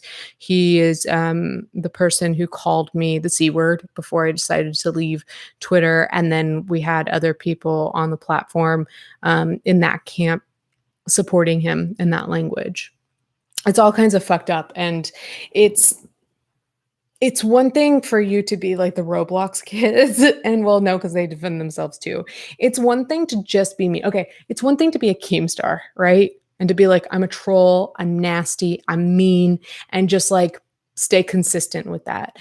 Even Keemstar does this too. But to be nasty, to be mean, and then to go on to virtue signal, to pretend that you stand for something, to pretend that you are deserving of things, that the person that you're standing up for is deserving of things, when you will go to criminal measures to get those things. Like, it's all kinds of fucked up. You've got to play by the rules. Friend, you have to play by the rules if you want to argue that you and your side deserve anything other than human rights, which sure, we're all entitled to, but you're certainly not entitled to your freedom if you're going to commit crimes. You're not. Like, this person will be locked up one day, I'm pretty sure. So anyway, that's a bit of a tangent, but somebody brought that up. Two people brought that up in the comments. So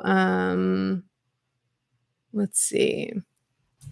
Do I have any super chats? It's awkward if I'm like, do I have super chats? And then maybe there's none. And I'm like, oh, okay, never mind. There are a couple.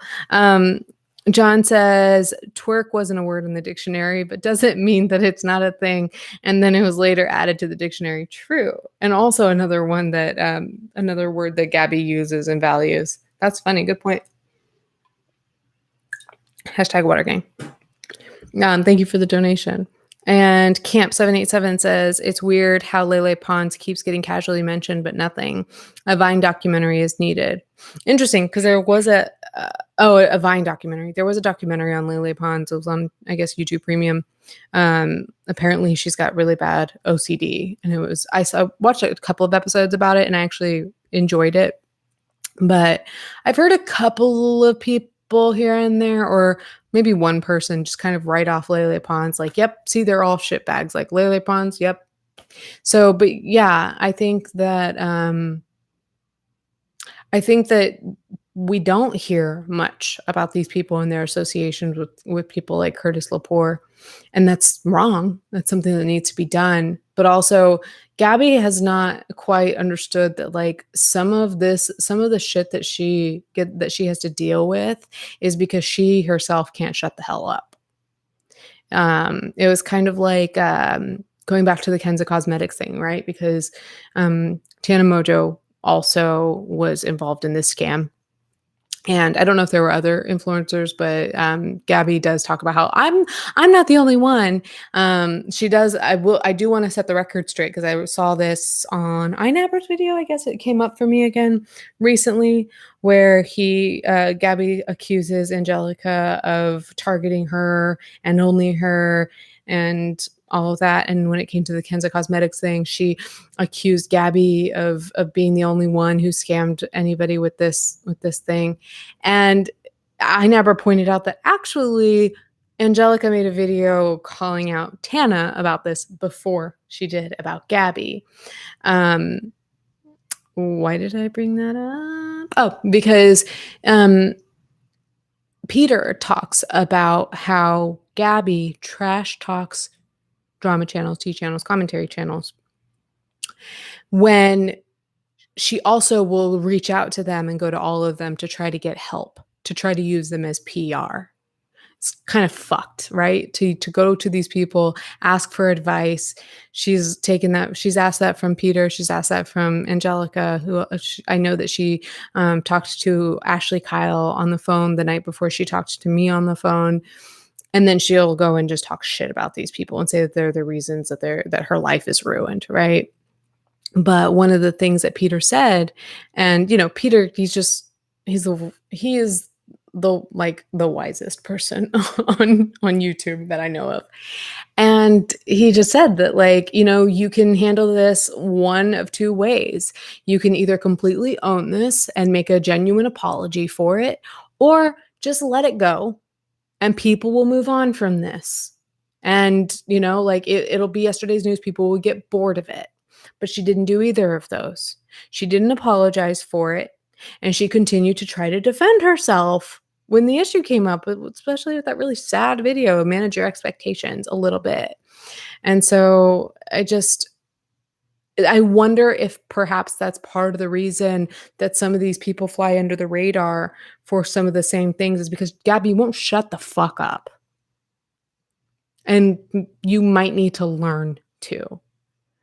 And then she's going to say, yeah, but then I don't say anything and people tell me I need to address things. Like you've got to get certain habits in motion before you start seeing the fruits of your labor. Also, just in case that ever comes out to Gabbie and then she has that retort, because I already know what her retorts are, because she's got a Rolodex of the go-to retorts, right? If I don't say anything, then I'm not addressing things, and then people need me to address things. Yeah, if people need you to address things, then you need to address them. And if you decide not to, then people are going to probably hold that against you, and that's up to you. Whether or not how you want to deal with that is up to you. But if you didn't respond to things in such a shit way, it wouldn't perpetuate. And that's what I meant to say about addressing things, because it's not just addressing it, it's addressing it properly. If you're not going to address it properly, then don't address it at all. That's that on that. And that's not what you guys asked about. I just happened to go on a tangent. So, Rachel, Team Dill Pickle, says, sending my little nug fellow wrench love. Thank you. Audie says, just my weekly I love you. Which, to be fair, Audie, you tell me that almost every day. And I love you too very much. Rachel and Audie, people love you too, far and wide. People adore you guys. Let me see. I think those are all my comments in all my super chats. We're coming up on 2 hours, but I did want to Well, first of all, let me just make sure that there are not any other notes that I wanted to really talk about. I'm looking at some of the chat. Gabbie said that Alx had literally hit her, but then changed the story to him threatening to hit her. Yeah, we talked about that. Gabbie admits to not telling her therapist the truth because she doesn't want to get diagnosed with BPD like her mother, further stigmatizing BPD. Unreliable narrator. If Gabbie doesn't tell the truth to her therapist, why do her fans think she's telling them the truth? Exactly. Why? I mean, we know the answer. And I'm not trying to be funny here. These fans are indoctrinated. And I know that there are some of them listening right now. You are absolutely indoctrinated. And the sad thing is that the nature of being indoctrinated is that you don't believe that you are. You absolutely don't believe that you are. Some of them, they think it's, they love to call other people what they are called. And the thing is that, sure, some people are going to say you guys are in a cult because they don't like you and they want to upset you.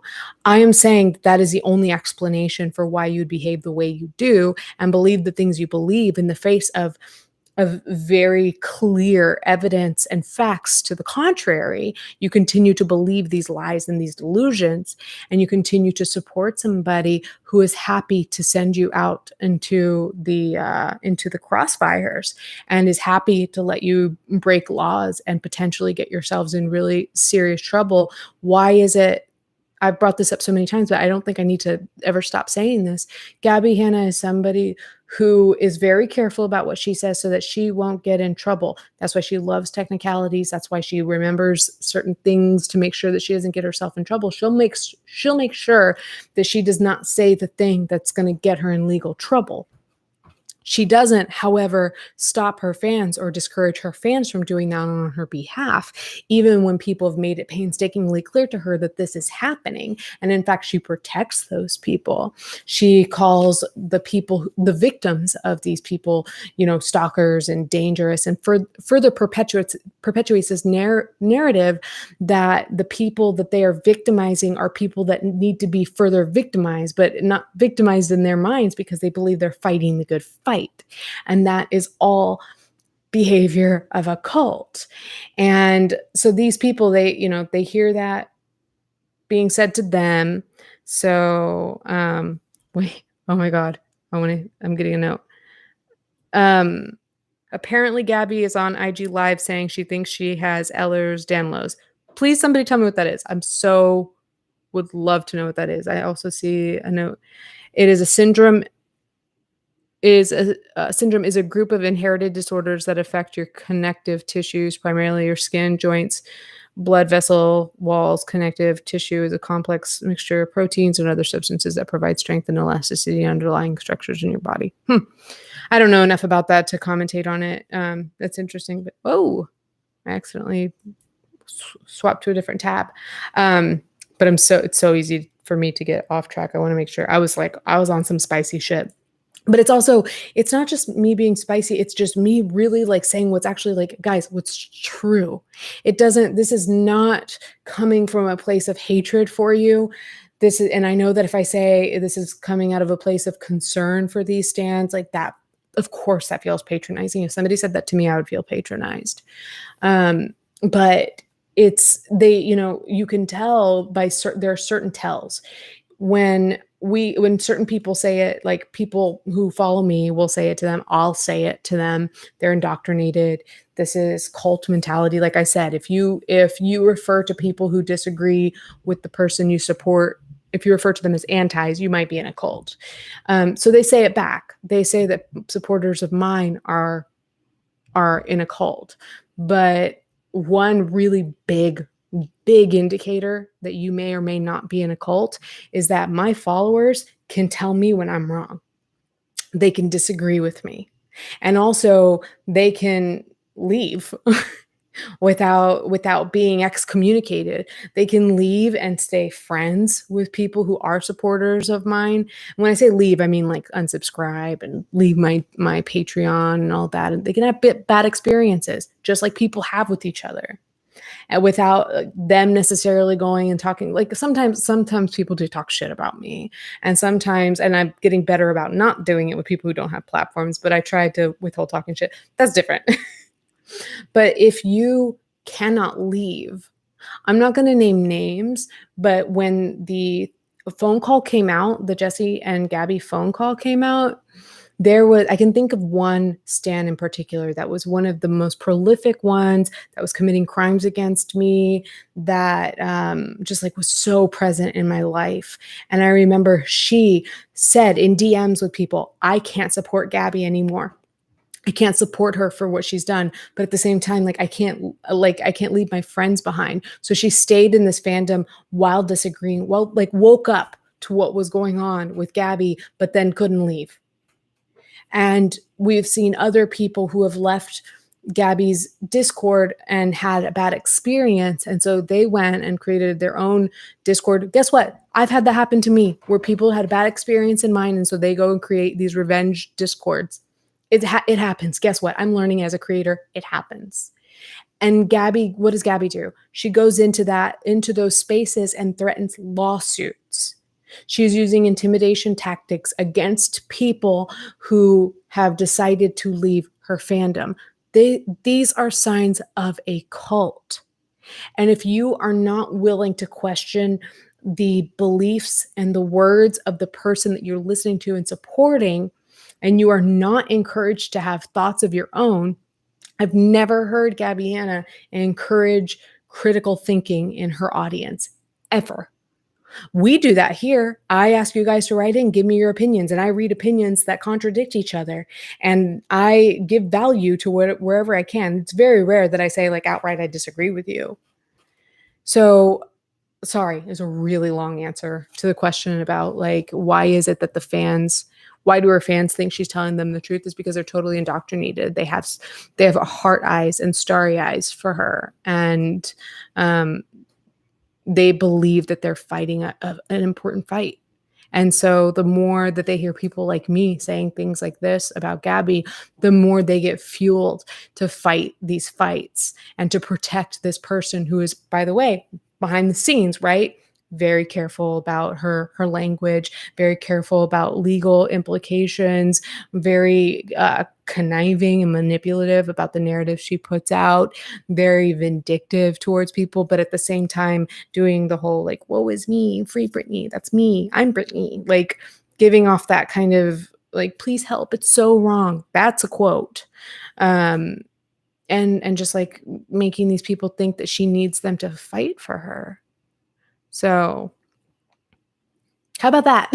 How about that answer? So those were some comments that I think some people made in the chat. Yeah. So with that, let me double check on super chats again. Hey, Tansy again. Hello. Just because it's fun. Thank you. I'm oh no, you're sending me money again. Just because it's fun. LOL. Thank you. And another donation from Linda, and there are no words associated with it. If there are supposed to be words there, if a producer can find out and let me know. Otherwise, thank you for the donation. And Shy Pixie Girl, Jamie, I miss you. I feel like I don't get to talk to you often. Jamie says to the chat, like and subscribe, or lick and sugar scrub if you haven't already. Thank you, Jamie. You pay money to tell people to like and subscribe. Thank you. And she says, okay, that's it. Love you all. We love you too, Jamie. You're wonderful, amazing, beautiful, all the good things in the world. Thank you for reminding people to like my video and subscribe to my channel. And one of the producers just said, people love you. I don't know what. Thank you. Thank you. We don't really have time to go into the whole Emily Artful thing. You may need to watch the videos and decide if it's a conversation that we want to have. We can absolutely revisit it. One thing that I do want to think about, though, because what I really liked, I just wanted one takeaway, and it's something that has been on my mind, and I think it's a really good food for thought. We know more or less about, what the allegations are against Shannon of Creepshow Art, as well as her husband, Anthony Parker. This person, Emily Artful, has given us her story as to her 8-year-long experience with Shannon and Anthony, or who she very much believes are Shannon and Anthony, stalking and harassing her. And it's a really sad story. It's really a really scary story. And what made me even more upset is that she recently came out with another video, and we were like, oh gosh, there's more to it. And going back and taking notes on it, there's not much more to the story. It's that she had to make that video to prove that those receipts are very real. And like the first note that I have here is providing receipts for conversations with Shannon and Anthony. Like, I don't know if it's all. Oh, Shannon told Tipster that the R word was provably false. These people are telling. Oh, I wrote on here, Emily had to prove it was her phone. So like, this is disturbing to me that people are defending Shannon. Really? Ew, that's even grosser to me than defending Gabbie. At least Gabbie, I could see the charm at some point, but like really kind of harassing this woman to the point that she has to like show texts with her mom and like show some like Facebook stuff just to prove that it's her phone. Most of us it used to be that we didn't need receipts at all. Now I'm going to do the whole, like, back in my day, we didn't need receipts at all. It was just the person, it was he said, and she said, they said now, but people said, and it was all a matter of, who sounded the most believable and who was there, who is better at remembering dialogue. And then, came emails and texts. Okay. And we got screenshots. When I got caught up in this world, meaning like the first time that I had an issue with anyone, which was Gabbie Hanna, I shared screenshots with Jim, the mutual friend. I shared screenshots on Twitter to be like, hey, like, this is what I'm talking to this guy about. I don't know what she's talking to him about, and then Gabbie went online and was like, oh, these our texts are going to be read, not chopped and manipulated or something like that. And I was like, oh. And I didn't realize that when I first saw it the first couple of times, when people do screen recordings of DMs and text messages, I didn't realize that was because people had to prove that these weren't doctored. And like, again, my brain thinking like, oh, people take them at their word. People are not lying. People are saying whatever they say, whatever. So then this whole world of like having to show screen recordings to show that these texts are real, that was a new concept to me. And now having to like take video of her phone and if we're taking it that far, you can still argue that it's fake. That just made me sad. It just made me sad that she had to go to that point. So if you watch that video, it's really a lot of her just providing more receipts for her for what she claimed in her first video. The donation from Linda was supposed to say, it's sad that Gabbie's diehard stans risk legal action defending her, but she couldn't pick them out of a lineup. Yes. Thank you, Linda. That is also furthering the argument that I'm making, is that she doesn't know who these people are. I know who they are better than she knows who they are. And it's really sad because they love her. And they do these things because they love her and they want her approval. And she will, like I'll say, she'll throw them a little bone. She'll throw a like, a follow when she sees that they really fight for her. And so it forces, she loves to go on podcasts, right, and explain classical conditioning to us like we don't know what it is. But she's reinforcing this behavior. She's feeding treats to the stands when they do the really bad thing in her name. So what are they going to do? They're going to do it more. And when they're not getting the treats, they're going to do it harder. So, and that's what was happening when she left the internet, is that they went so hard. And then when there's less of them, when there are fewer of them to fight, then those that are left behind become more rabid. And that's what we're seeing happening lately, is that's why you see the the Stan who remained unnamed, you're welcome, Stan. Even though I hear you want so badly to be famous, but at this rate, you're not going to be famous for any talent or any good, for any merit. So you scare me because you are on the track of becoming famous by way of infamy. And we've heard stories about people like that. So just know that when that day comes, I called it. And that is all a result. I mean, you're responsible. You're an adult. You're responsible for your behavior and what you're allowing yourself to do and snap back into reality. You know something about the law, right? But sorry, that was a really loud snap. But this is all stuff that Gabbie Hanna is encouraging in her fandom. There's a reason that I don't experience this with other people that I've talked about. There's a reason that I keep having content when it comes to Gabbie Hanna. It's because she gives it and also her fans provide it. And it kind of perpetuates this monster, this machine. And I am caught in it. And every now and then I tap out, but I'm in it. And so are you guys, at least. But at the very least, I am fighting against it. Anyway. That said, returning just to this topic, just to return to this topic of Emily Artful, she did, after that video that I mentioned where she gave further proof for her receipts, she put out another video where she did a really, really pretty watercoloring of like a rib cage that had peaches in it. And she talked a little bit about her experience, but she towards the end gave this really fantastic analogy. She talked about, basically being caught up in these toxic relationships, particularly with Anthony.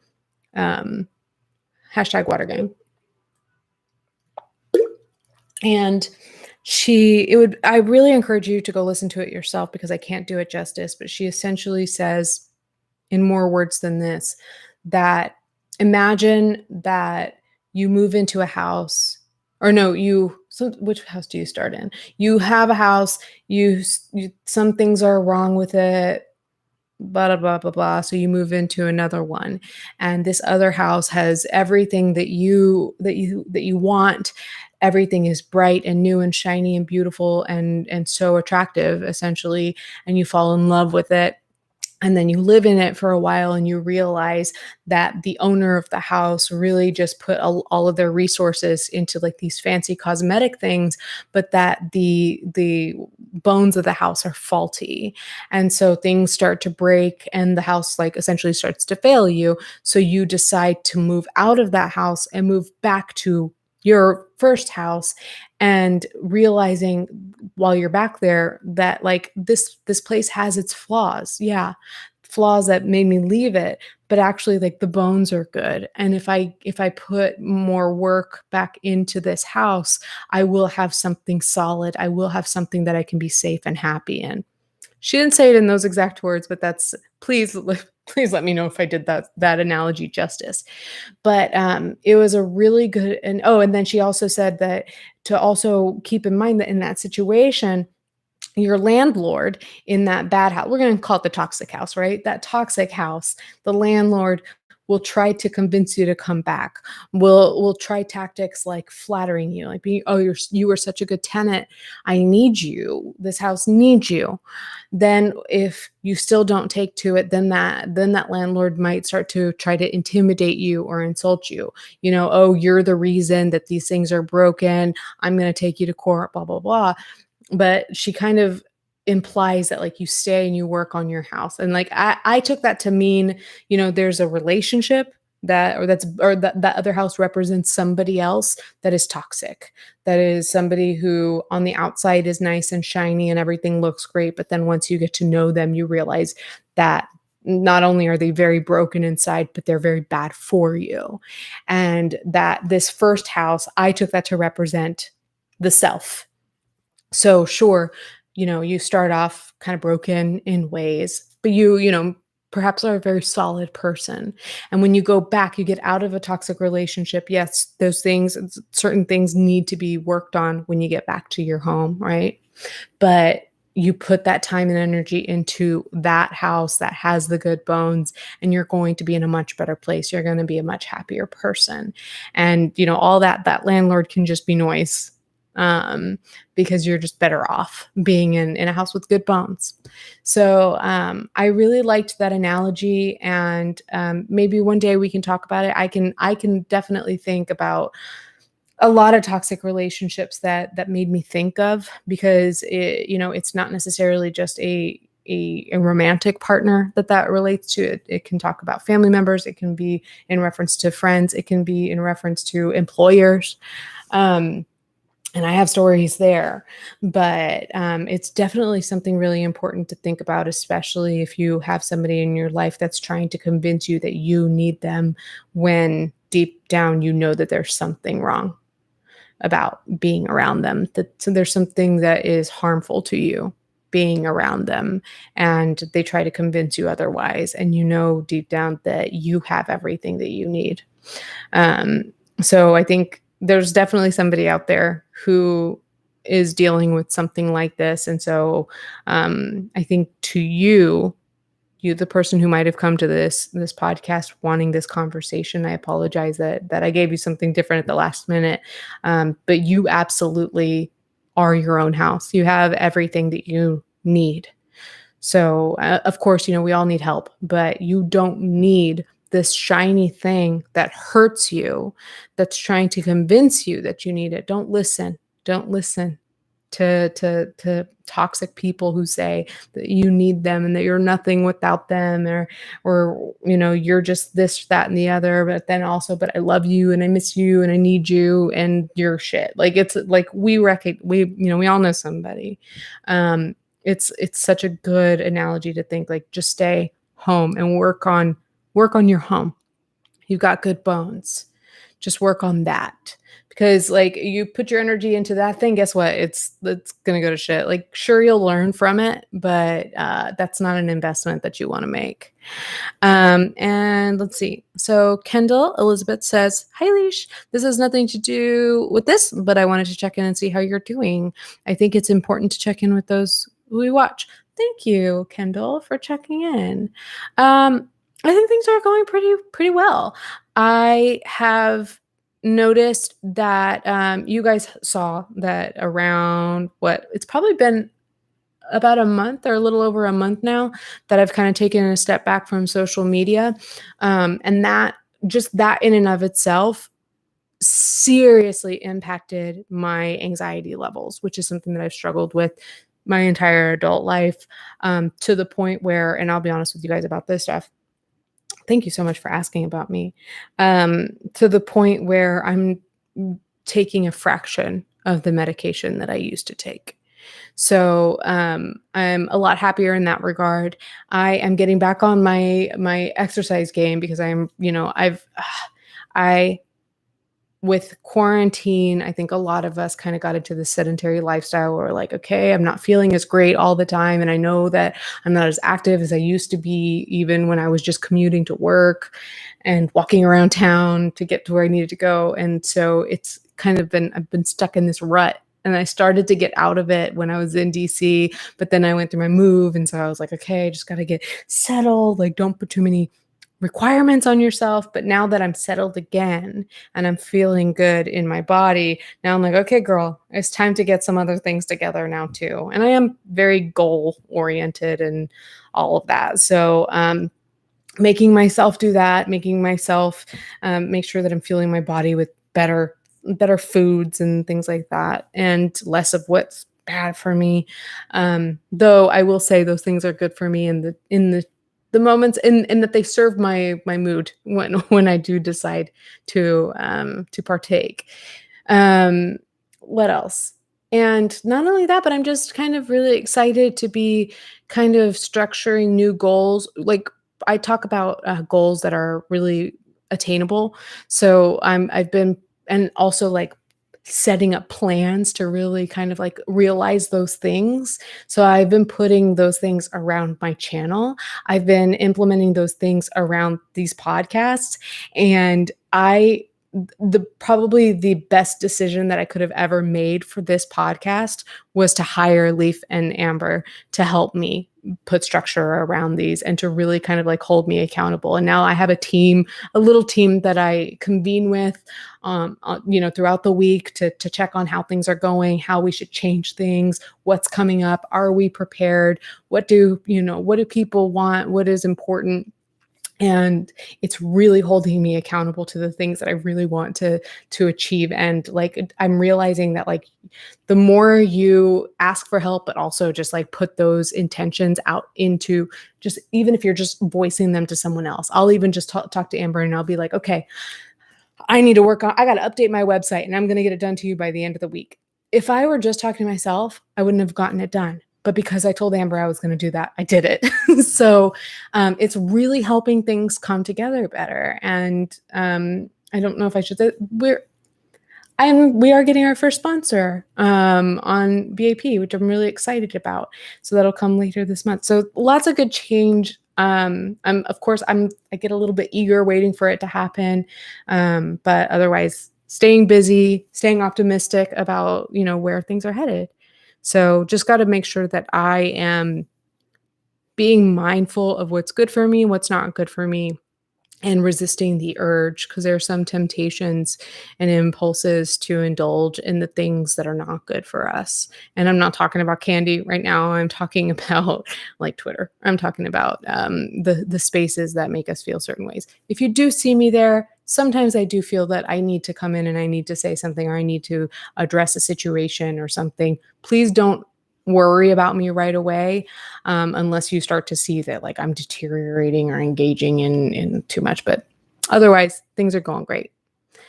I hear that people are really enjoyed talking about the analogy. So check if you get a sec. I don't know if I got it. Thank you to the producers for taking a screenshot of what people were saying. Linda says, I'm experiencing this quite literally right now. This is a beautiful analogy. Yes, please, if you haven't watched that video, go watch it. Alice says, this hits different for me right now. Thank you. You guys are going to make me cry. You know it too. Let's see. Ray says, thank you. Jamie sent hugs to Linda. And Sarah said, it's something I've been learning over this last year. It's been a hard experience, but it's been a wonderful lesson to learn. Hills says, yeah, hearing Leash say this analogy the other day really helped me feel better during my breakup right now. I'm so sorry you're going through that. I'm so happy that something could help with that, right? Whatever we can do. But yes, when in doubt, when you're dealing with people that are not looking out for your best interests, that are not there to genuinely help you be the best version of yourself, right? Because we talked today about friends that don't hold each other accountable, that are just fighting for somebody for the sake of fighting, and to the point where you're compromising your morals. We know as people, we have a good gauge inside for what's good for us and what's not. Yeah, we fuck it up sometimes, but oftentimes it's because we're ignoring the warning signs, right? One of the tools that I use is making sure that I have good friends that have level heads, that will be honest with me to varying degrees. I have some that will be more brusque with me, and others that will tell me the truth a little bit more gently. It's good to have, whatever mix you need. But bounce, if you're doubting something, bounce it off of somebody has a level head. My mom's got a very level head. She's great for stuff like that too.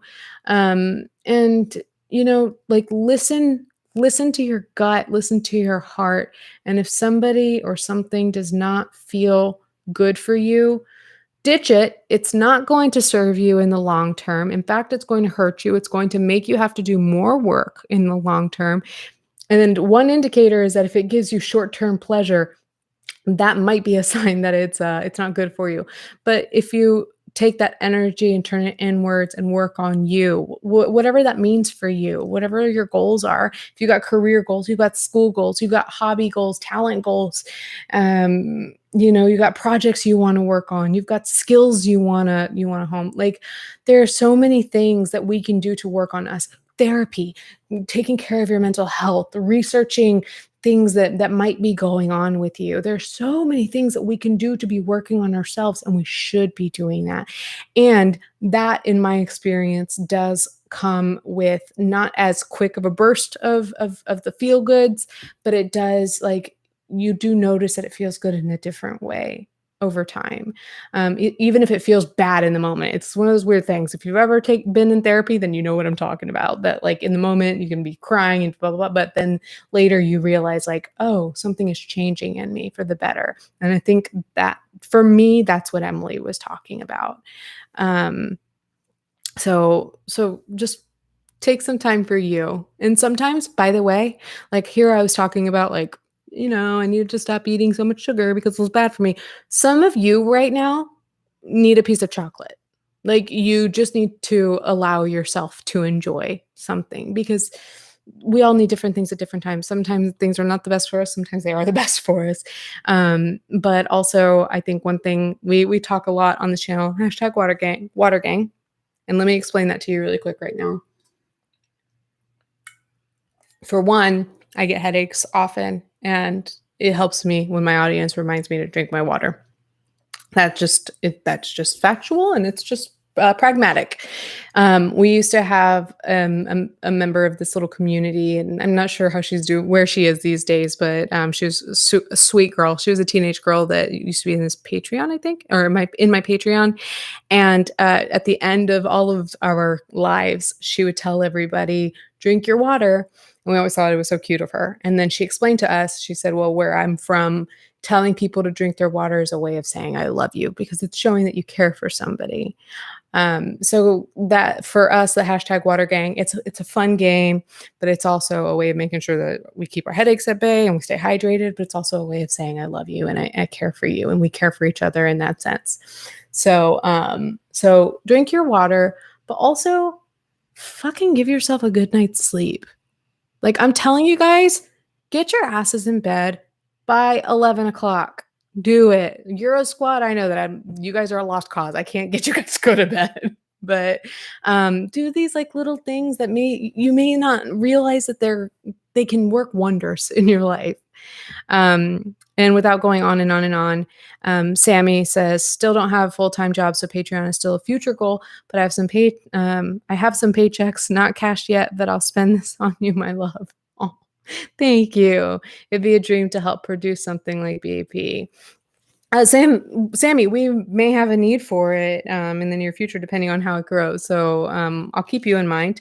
But yeah, if anybody's interested in getting to know this community better, these talks that I'm kind of having with you here at the end, we have a lot of those kinds of talks, whether it be just in certain channels or in various channels on the Discord, in our live stream. Sometimes they're silly. Sometimes they're motivational, inspirational, and sometimes they're just a mixture of everything. Sometimes it's just gossip, and sometimes it's just like a rant session.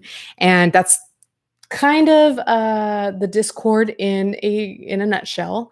And then also there are other channels that are more for, like, special interests and stuff like that. So if you have enjoyed talking to the people that are here in this community, which a lot of you have, I know, you can join us over on patreon.com/HelloLeash. It's popping off over there in the Discord. We have about 400 people, and it's amazing how all of them are fucking amazing people, and how much harmony there is in the Discord. So please join if you are interested in engaging in a harmonious space that also has, like I said, special interest channels, but clubs. And we will be overhauling that here soon, so that there will be more options for different tiers and kind of like being able to cater it to what you want. I don't want to go on and on, sorry. But please, if you haven't followed me on social media, I post these topics on social media every week so that you can engage in these conversations. I love to have your comments to read during these episodes. So that's Hello Leash just about anywhere that you can find me except Snapchat. So Instagram, I'm there. Hello Leash on YouTube. Subscribe to me there so that you can make sure that you're getting those community tab posts. Twitter, I am still posting every now and then, especially when I have like a question for you or an update for you. I'll post there. And also on Depop. So I have other items of clothing that I've listed. It's not just what I'm wearing today. There's also other things that I've worn in past videos and a couple of things that I haven't worn at all. If you're interested in a fashion box, I'm thinking about just putting together a bunch of unworn stuff into a box and kind of like surprise. Let me know. But go check that out too. That's fun. It's been a fun time. I'm really excited about all these things. And I think that's it. I think I'm done talking. I just reached. You ever seen that commercial? It's really old, where the guy's at the computer and then he's like surfing the web all day, and then he stops, and then his wife is like, "What's up?" And he's like, "I just reached the end of the internet." It's like I just reached the end of my brain. So yeah, that's where we are. And with that, I am going to. I don't know if I'm going to try to meet the boys for trivia. We'll see. I'm going to do something that I enjoy. And that might just mean puttering around the house, which actually gets me really excited, or filling out my planners. I love that. Anyway, I will see you guys if you will join me. If you haven't taken a moment to like the video, please, or this podcast, please do. And I will see you guys on Thursday, somewhere around 9 p.m.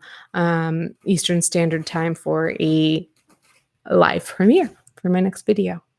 And then otherwise, I'll see you guys next week for BAP. All right. I love you guys. Really good chat. I had a really, really good time. I love this one. Thank you. Thank you guys for making me feel so good all the time. I love you. Okay. Bye.